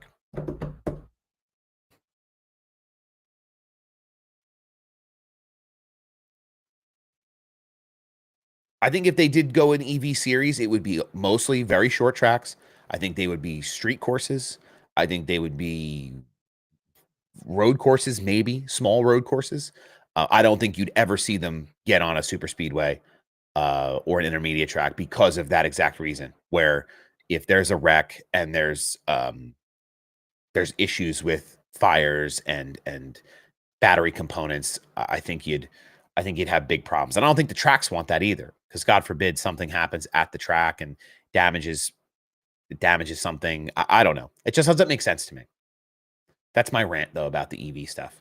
They do it every year. They always parade it around. The consumer sentiment, though, in the automotive market, as someone who works in the automotive market, the consumer sentiment has shifted in a tremendous way. And that is why you see Ford Performance back in a big way over the last few years. That's why you see SRT back in a big way coming up. I think you see a lot of support.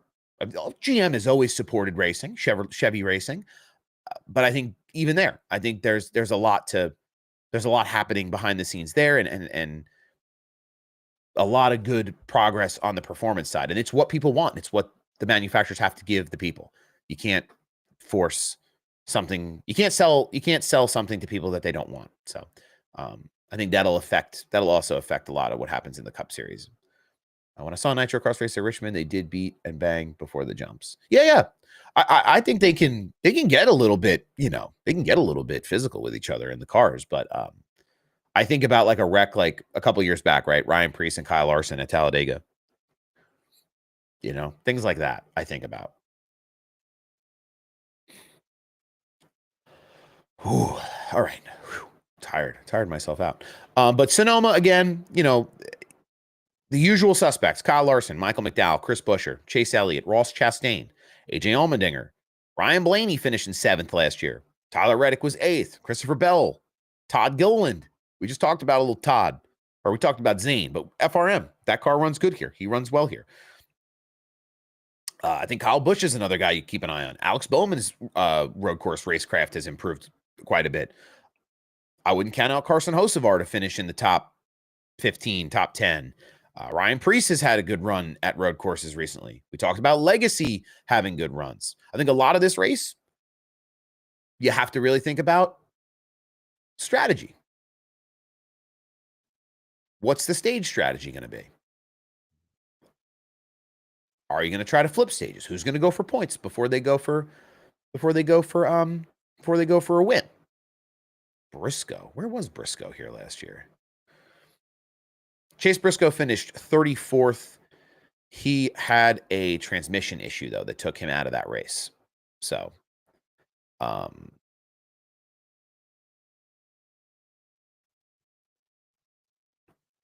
tough to get a gauge on what Briscoe did last year. The 19 car last year, though, with Martin Truex Jr.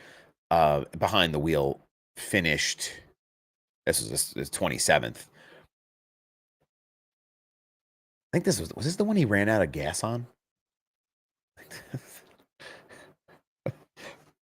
Was that last year or the year before? I remember when that race happened. My soul left my body. Chasing the leader about to win. Runs it out of gas.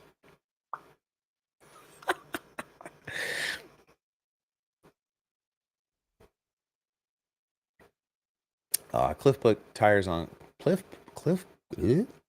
Kyle on tires to be on offense, and the field was a bit. As a Chase Elliott fan, it was defeating to see us wait so long. Yeah, it's good that Chase got his win. I think NASCAR is better when Chase is competitive. I think it has to. I don't think one win is going to like sell people. I think he has to. If you're in a Hendrick car, you're expected to win multiple times a year. Same with Joe Gibbs, and I think that's what Briscoe had said after Pocono was, okay, yeah, great. Like the pressure's off a little bit, but we have to continue to perform. So it's definitely different when you're at that high level and those big teams. Yeah, I think the 9 team did have a good weekend. They were able to patch that car up the best that they could. They got banged around quite a bit at Chicago. So, oh man, okay. Go back to my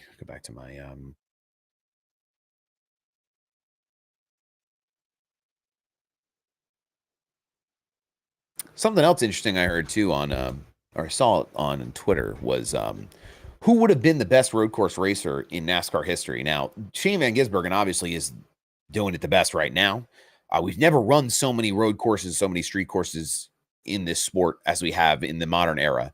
So it's really difficult to compare like, oh, he's the best of all time when other drivers who have come and gone have never had the chance to, hone that skill.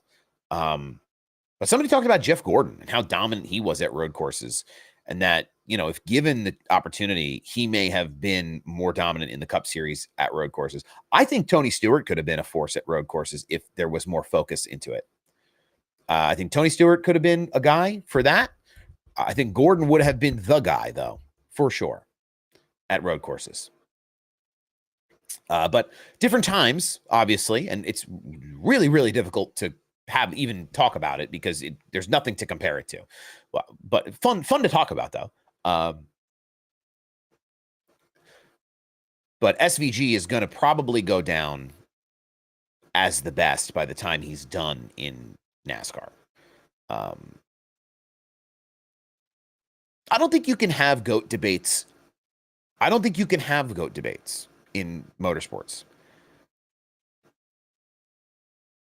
If you're crossing over eras of car, you can only have the GOAT debate in an era of a car. So, Gen 6 GOAT, Gen 4 GOAT, next gen GOAT, car of tomorrow GOAT. You can do that.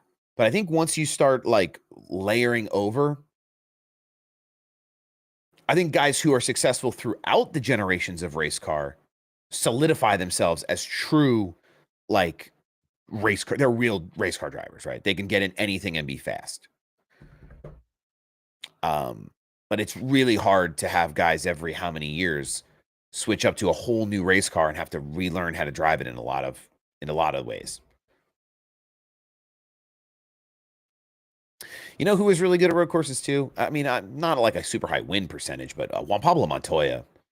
I'll never forget that race he had at Watkins Glen, where he just ripped the field.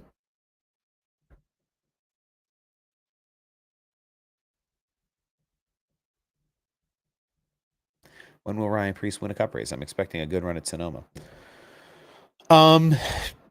He'll win. I don't know about this year, but if he continues to race with the equipment that he has, a win is coming for him. Just a matter of strategy and making sure he's in the right place at the right time. I think that's true for quite a few drivers right now that their wins are just waiting in the wing, depending on what happens with other guys. Is the 60 car really as competitive as other Hendrick entries or other Joe Gibbs entries? Probably not. It's harder for them to as competitive as Penske entries. Probably not. As even though they're Fords and they're doing their own work at RFK, they're not a feeder team by any means. But I think there's other drivers out there that he's going to have to go out there and beat, and it's just situational. I think it's situational. Speaking of situations, Rick Ware Racing, I don't know if we talked about it last week, but they have sold, in principle. The co-owner of Spire purchased them. It seems like Spire has this thing. These guys that are involved with Spire, at least. These money guys. These owners guys. They are really big on going in and investing money into these teams, these small teams, and growing them with these alliances from bigger teams. I'm interested because we've seen Spire, who is an HMS team, essentially, a satellite HMS group. The same is true with Penske and the Wood brothers.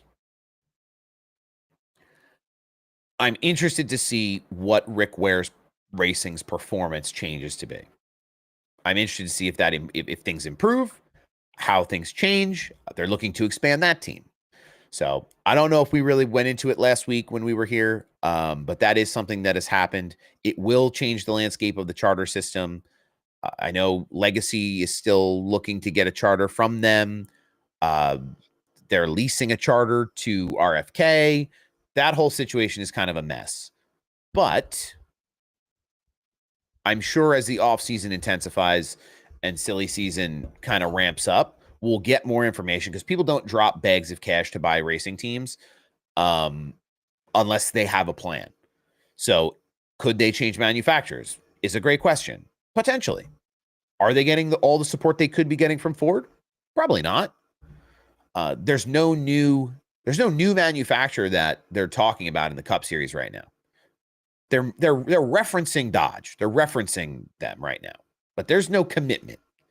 They've talked about Honda for a long time. It's why you have these torque sensors in the differentials right now, because any Honda entry would be a hybrid, which would be a whole new step in technology for NASCAR. Not necessarily a bad thing, just a different step. So that's something to keep in mind too, if they did decide to become like a first team with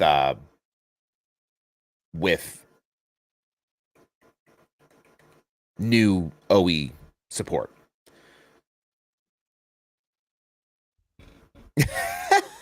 That's a good point. Never thought I'd see a Supra pace car with a BMW engine in NASCAR. Anything is possible if we can see that. Is SVG good or bad for the sport? I'm very on the fence about him. Seems cool. I think SVG is good for the sport. It's unfortunate that other drivers can't be as competitive as him, but like naturally they're not going to be. Like SVG is a road course specialist. If you go back and you watch his supercar highlights, if you go look on YouTube, he is unbelievable. And there's a reason they brought him here. And there's a reason he's so good at what he's so good at. So I think he's good for the sport, though. I think he brings a lot of international eyes from a marketing perspective. I think he's a marketer's dream. He brings a lot of international eyes. He's got a lot of good sponsors. He brings a different kind of feeling to the garage. he's helping diversify the audience and everything that's happening at the track in terms of, internationally. We're not this Southeast sport, oval track racers. We're trying to do other things as well. So I do think he's good for the sport overall. I was just wondering if they go to Chevy with the Spire connection. That could happen. Rick Ware could go to Spire. Rick Ware could go to Chevy because of that. I don't know. Doesn't NUOE get 4 charters? Yeah, so I don't know exactly how that charter deal works, but the way I understand it is that NASCAR kind of holds charters in the bank for when a new OE enters, and they'll release those charters to a new OE with a new OE affiliation. So it's another thing too. You talk about teams coming in and changing. Greg Van Alst is opening a truck team. I would keep my eye on that if we're talking about Ram getting involved or Dodge getting involved. I'd keep my eye on that team as well. That was announced this week that they're going to fire up a truck team. Everybody kind of thought this was going to be a Cletus McFarland deal with Ram in the truck series, but we haven't heard much about that. I think Cletus has a lot he does. He does a lot of different things. So I wouldn't count on him to start a truck team. Maybe he will drive a Ram for a truck team, but I don't know if you'll see him start his own deal. ThorSport very much so looks like they're going to make the jump over to Ram as well. I don't think they've gotten the support from Ford that they've really hoped for over the last few years. Those trucks have run competitively enough with the right drivers behind the wheel, but I think maybe with some renewed OE support with something like Dodge, they could do well with Ram. They could do well. It would make sense if RWR went to a new OE because of their charter situation where they're trying to sell one to Legacy. They're leasing one to RFK. Like they're a 1-car team. What's the play? What's the play? What's the value for the new owner, right? He's coming in there. He says he's going to make it a 3-car team. His charters are walking out the door on him already, though. And he knew that before he put his money down. So it'll be interesting to see how they kind of navigate that conversation as they get through some of these hurdles too with the lawsuit. They have a lawsuit right now that they're working on and some other things. Do you think NASCAR will force JGR and Hendrick to go to 3 cars and free up charters? No, I don't. In the charter agreement, this last charter agreement, they grandfathered in all of the 4-car teams. So now there's opinions to be had about grandfathering in things like that. But I don't think they'll ever force Hendrick or Joe Gibbs to go down to 3. If anything, so the move to the 3 charter team as a standard, all that is it limits the quantity of charters in the pool, which makes the charters more valuable. To me, that's what that play is. It creates scarcity in the charter market. I would like to see teams be allowed to run 4 cars. If they can afford to run 4, you do what you want with your money and you run the cars you want to run. And that's it.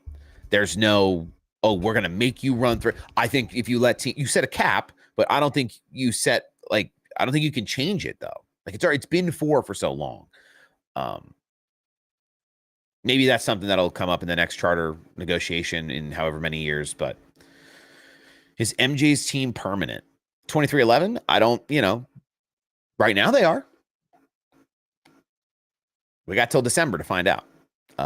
They'll have a court date to figure out what they're going to do with those cars, if they'll have to run as open cars, I don't know what will become of that. It's become so convoluted with just legal jargon. I don't know enough about it to sit here confidently and say, yes, MJ's team is permanent or it's temporary. They've invested a lot of money into airspeed, into the programs, into the drivers and the sponsors have invested. These are not small sponsors. I mean, it's McDonald's, it's Jordan, the brand. Like, it's big time sponsorship. So I think,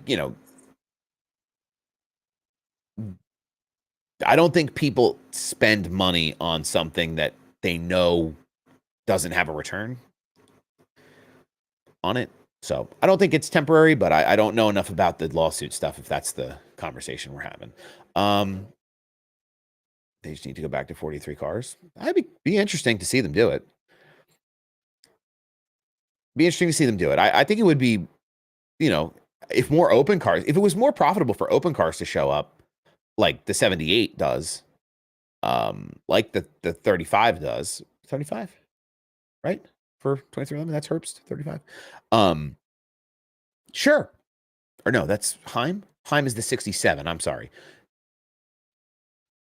If it made more sense for guys to roll up with an open car and try to run, guys and girls out there, 43 car field makes sense. I think it's cool, but it's so expensive to get into the sport.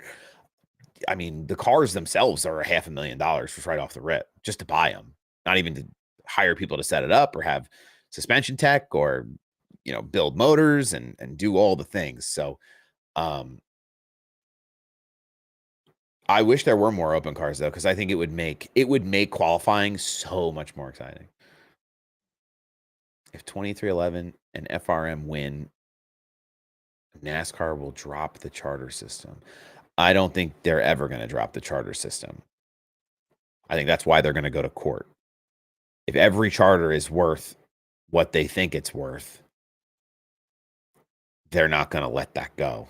That's the whole stock of value lives in the charter system.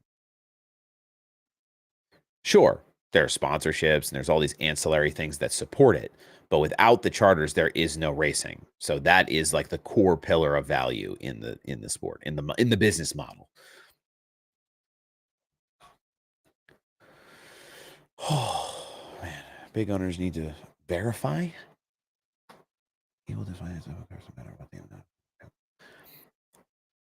I'm all for more cars coming out and trying to qualify. It's just our team's going to make the investment to do it. It takes a special type of person and a special type of owner and a special type of team to do that. And, that's something that is going to be based on individual owners and partners' commitment to their business objectives and how bad they want to go racing. Real quick, I did say I would talk about it, so I'm going to talk about it. We have a few minutes left.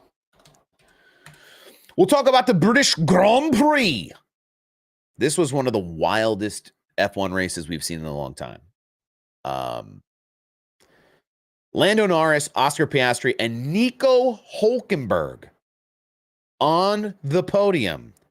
Now, Lando Norris and Oscar Piastri, not unfamiliar names to the podium, but Nico Hülkenberg is back with the Kick Sauber team on the podium. I could not believe that when I saw it. Lewis Hamilton almost with a P4, Verstappen P5, Pierre Gasly for Alpine in 6th, Lance Stroll, Alex Albon, Fernando Alonso, and George Russell round out the top 10. Ollie Berman, though, with an 11th place finish. He's a Haas driver, so a little bit of a tie to our American side of the world in that Haas team, finishing 11th. He's been driving well this year, Behrman.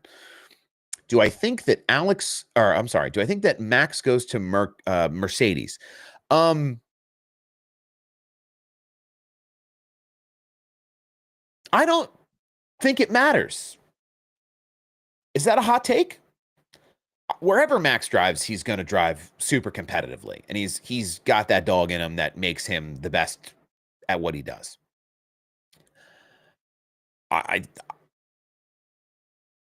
don't know if he decides to make a change to another F1 team. He's done all the things he can do and then some in Formula One. Be interesting to see what he does decide to do if he does move on from Red Bull, and what Red Bull decides to do in terms of how they would react to that and who they would put in that car. Cadillac next year is going to be a big deal for F1. I think that'll be fun. We don't have driver announcements for that yet either, I don't think. I don't think we have driver announcements for Cadillac yet, but that'll be fun to keep track of as well as an American kind of team invading the F1 space. Yeah, Max could go into anything and be super competitive, I feel like. I heard Zach Brown on a podcast this week to they were talking about Max moving on from Red Bull, and they asked him, Zach Brown is the CEO of McLaren, and they asked him if he would prefer Max in one of his McLarens over Lando or Oscar Piastri. And he was very upfront about how he likes his guys. He wants his guys. They're his guys. This is the team. This is what he wants to move forward with. And the chemistry that those two drivers have in the garage together is important. On track is important. The way they interact with each other is important. It's very different from NASCAR teammates in a sense where F1 teammates, there's team orders and maybe they don't all get along as happy and hunky-dory as they need to sometimes. But Max is a different personality to add into a team as well. Yes, he brings the driving pedigree. Absolutely. You're not going to be guaranteed a championship with Max, but you're sure going to be close. If you give him the right stuff, like what Red Bull has done over the last few years, you're going to reap the rewards. So it's going to be a big decision for him. I think he's going to be the one in the place of negotiation. I don't think, I think everybody's kind of that mindset where he gets to choose what he feels is most competitive for him. Does he want to just continue to dominate and win championships? He's going to go to the team that can give him the best equipment to do that. Does he want to go somewhere and build and develop and foster, new growth? I don't know. But he has that opportunity as well. What's up, Dalton? Good to see you in here, man. Vanilla Thunder joined the live. What's up, dude? Vanilla Thunder. A buddy of mine who is a Max super fan said Max wants to try out different motorsports. Now, that is something that I could see happening. I think this about Kyle Larson too, by the way. When you win so often, Max is in a different place in the world, literally, with F1. He's won enough F1 championships now he could walk away tomorrow and go do something else, and people would still say he's one of the best drivers in F1 of all time. So I do think he will move on at some point to race in other disciplines. I don't know what that'll be. I think he would be an incredible endurance racer, racing, LMP cars or whatever, in WEC, the World Endurance Championships. So, I talked with John, the motorsports enthusiast, a couple weeks ago about like the Larson Verstappen connection. Imagine the two of them in a endurance seat together. These two guys, like that would be, I think there's other disciplines out there to be conquered by Max Verstappen, but I also think it's true for other drivers like Kyle Larson. Kyle Larson runs a lot, wins a lot of dirt races. He's won a NASCAR championship. He's won a lot of races for Hendrick. He's got probably enough money to be comfortable for his whole life. He's got children. Max Verstappen recently, him and his wife had a child. I think the children have something to do with it. I think that's why I bring it up. You want to see your kids elevate their own racing careers if that's what they choose. They want to be a part of their lives. They don't want to travel all year long to the faraway regions of the world or, in NASCAR in the United States. So I think there's something to be said about, okay, Max to Mercedes, but there's also Max to retirement in F1. I think that's something to kind of be aware of. Max Larson Johnson in a 24-hour Daytona car, that would be the wildest of all time. Max Larson and SVG in an endurance car would be crazy. Garage 56. Oh, that would be crazy.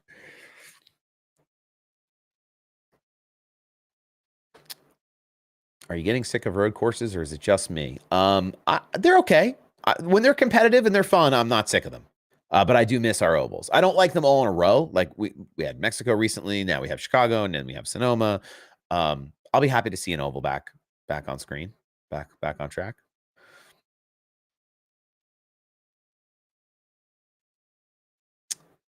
Thoughts on Suarez to the 35?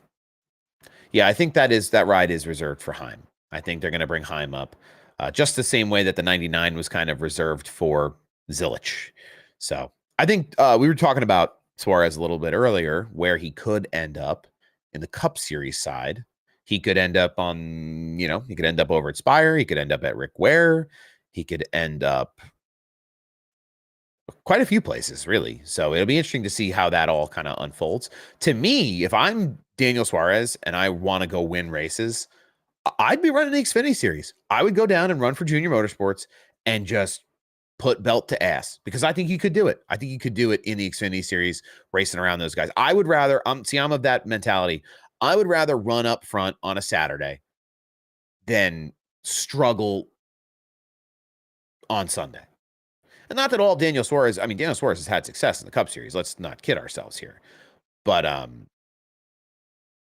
if he wants to win races every year, Junior Motorsports is the place he's going to do it. I think Suarez Aspire makes sense. He's been so nonchalant. I think he's got something. I think he had something lined up. Kind of, drivers don't break contracts and not have something in mind. So I think maybe he did say he was only allowed to start talking to teams after this week because of the contract situation at Trackhouse. But I'm sure there's kind of a option A, B, and C that he's considering already when he knew that this was coming down. I mean, the first race he saw Zilich in, I hope he was making phone calls, because the writing was on the wall for sure.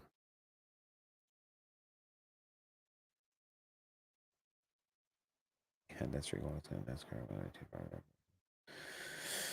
I'm surprised he kind of trashed Trackhouse in an interview. I didn't see them all.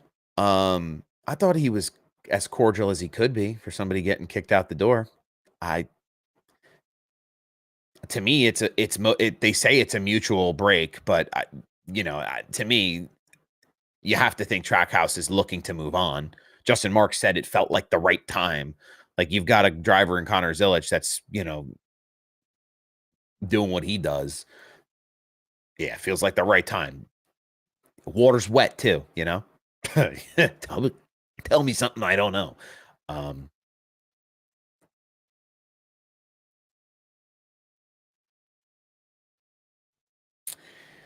Him going to the 88 or the 9 would make a lot of sense for Junior Motorsports, I think. But we'll see. No new news. No new news. Nothing I know that you don't. I'm going to check one more thing before we wrap things up today. I just want to make sure we had a good show today. This was fun, guys. I am a big fan.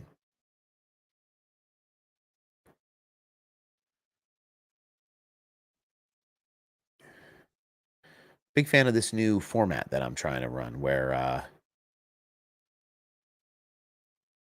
we have like a more structured sheet.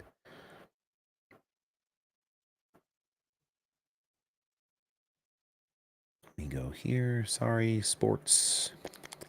I always like to just hit NASCAR Twitter one time before the end of the show, just to see if anything major is unfolding.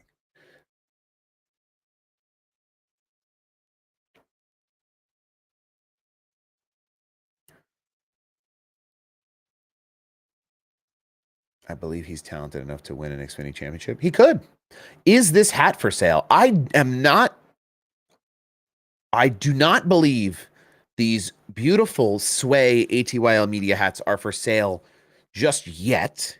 But I will tell you something. If you have enough, if you like them enough and you are interested enough in even thinking about purchasing one, I will let the powers that be know, so that maybe that will move the needle in the conversations with our future hat making decisions at ATYL Media.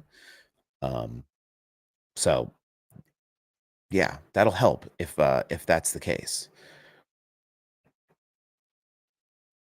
Yeah, nothing really crazy that came out of NASCAR Twitter post Chicago. Yeah, the brim. I mean, I got a haircut too, so I'm not like crazy hair anymore. Sorry for all of you who like the crazy hair. The hat itself, like, all right, we'll do a little promo action. So I like this rubber back, right? So it's nice and stretchy. It's got a little stretch to it. You got to get the little buttons in there, but once you get them in there, it's nice and comfortable. There's no like hard plastic on it, and there's these little vented holes are cool. You get inside, you get the netting, which is nice, keeps you cool, and then the brim is gold on the bottom. I don't know, it's just a nice little touch. I don't know. It's been a very comfortable hat for me to wear. It's got a good shape. I'm a big shape guy when it comes to these hats. Now, when Taylor sent me this, right, the photo, it appeared there was less shape in the photo. But then when I got it, I'm a big folder, right? I go in here and I fold on the line to create shape.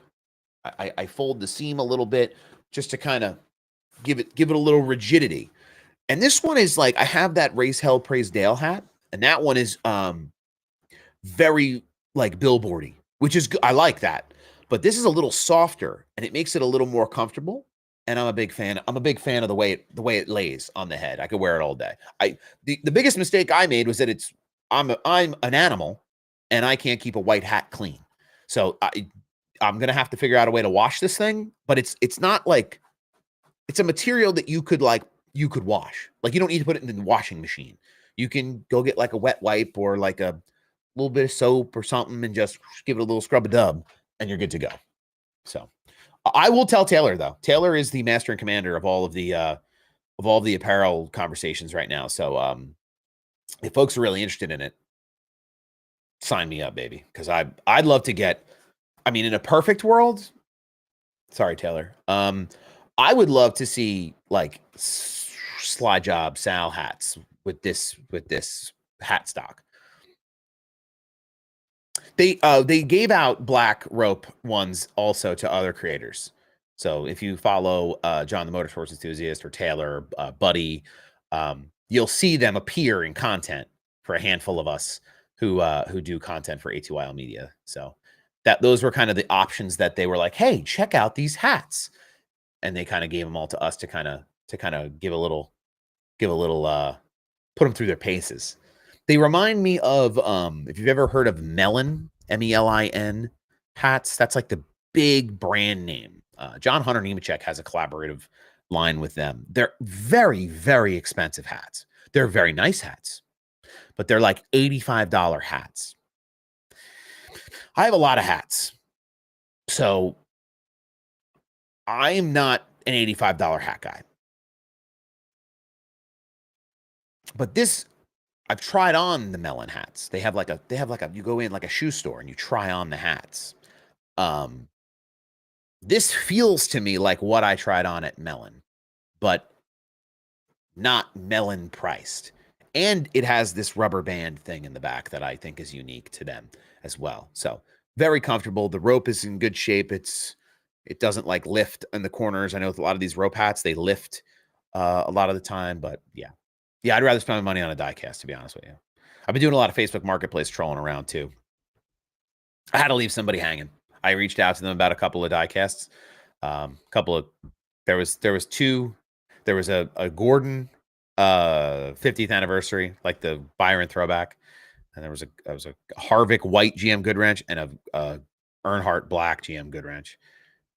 And I wanted them, but I don't think I can justifiably continue to build my diecast collection until I have more space to put them. So I'll have to do a diecast tour one day. I don't have nearly as many as other folks do, but I have a list of diecasts that I'd like to try and collect.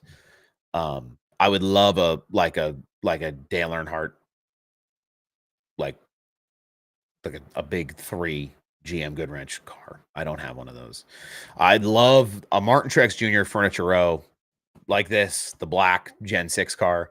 I've been looking for one of those for so long, and just they're out there, but they're super, super expensive.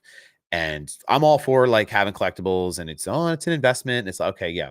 But like there's a limit to it for me. I have heard of muscle machines. Muscle machines are like the die casts of like regular cars, right? I think.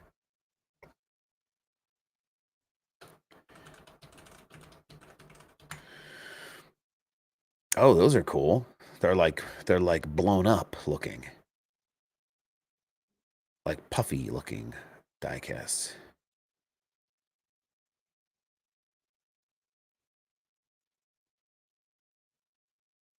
Oh yeah, this is something different, huh?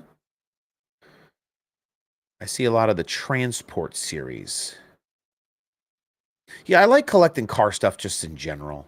Oh yeah, this is a Maisto company. I remember getting these die casts, not these particular ones, but this brand of die cast. When I was like a kid, I had a whole box of them. I bet you I still have that box floating around somewhere. But I would love to collect some more. I'd love to collect some more die casts as years go on. I want to get one of those big rotating Lionel spindle cases that like holds 40 cars. That's my goal as time goes on. I mean, I'm looking over here. 1, 2, 3, 4, 5, 6, 7, 8, 9, 10, 11, 12, 13, 14, 15, 16, 17, 18, 19, 20, 21. So I have 21, 22. One's in a case though, so that one wouldn't go into a bigger case. But I have 22 die casts. And then I have the Garage 56 one up there, but that's in its own like little thing.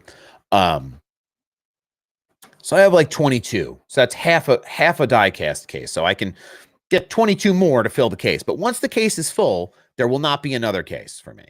So I have to be really particular about what I grab and what I buy and what I want.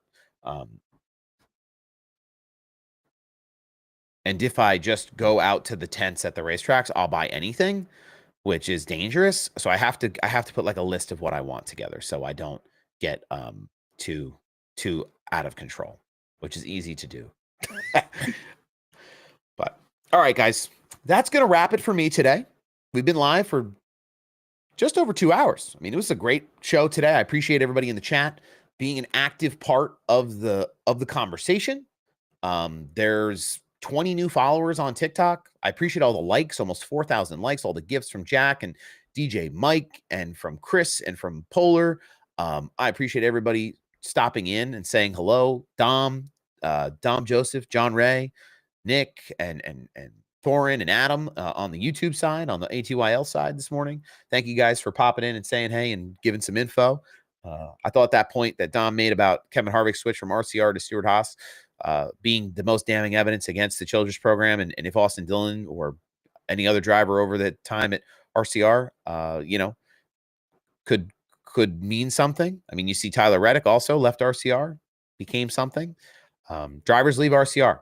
Kevin, they leave RCR and they move on to other places, and they seem to have success. So keep that in mind. That's as I'm scrolling back through some of the comments. But yeah, good show. Good morning. Hope everybody has a beautiful, fantastic week. Sonoma is up next.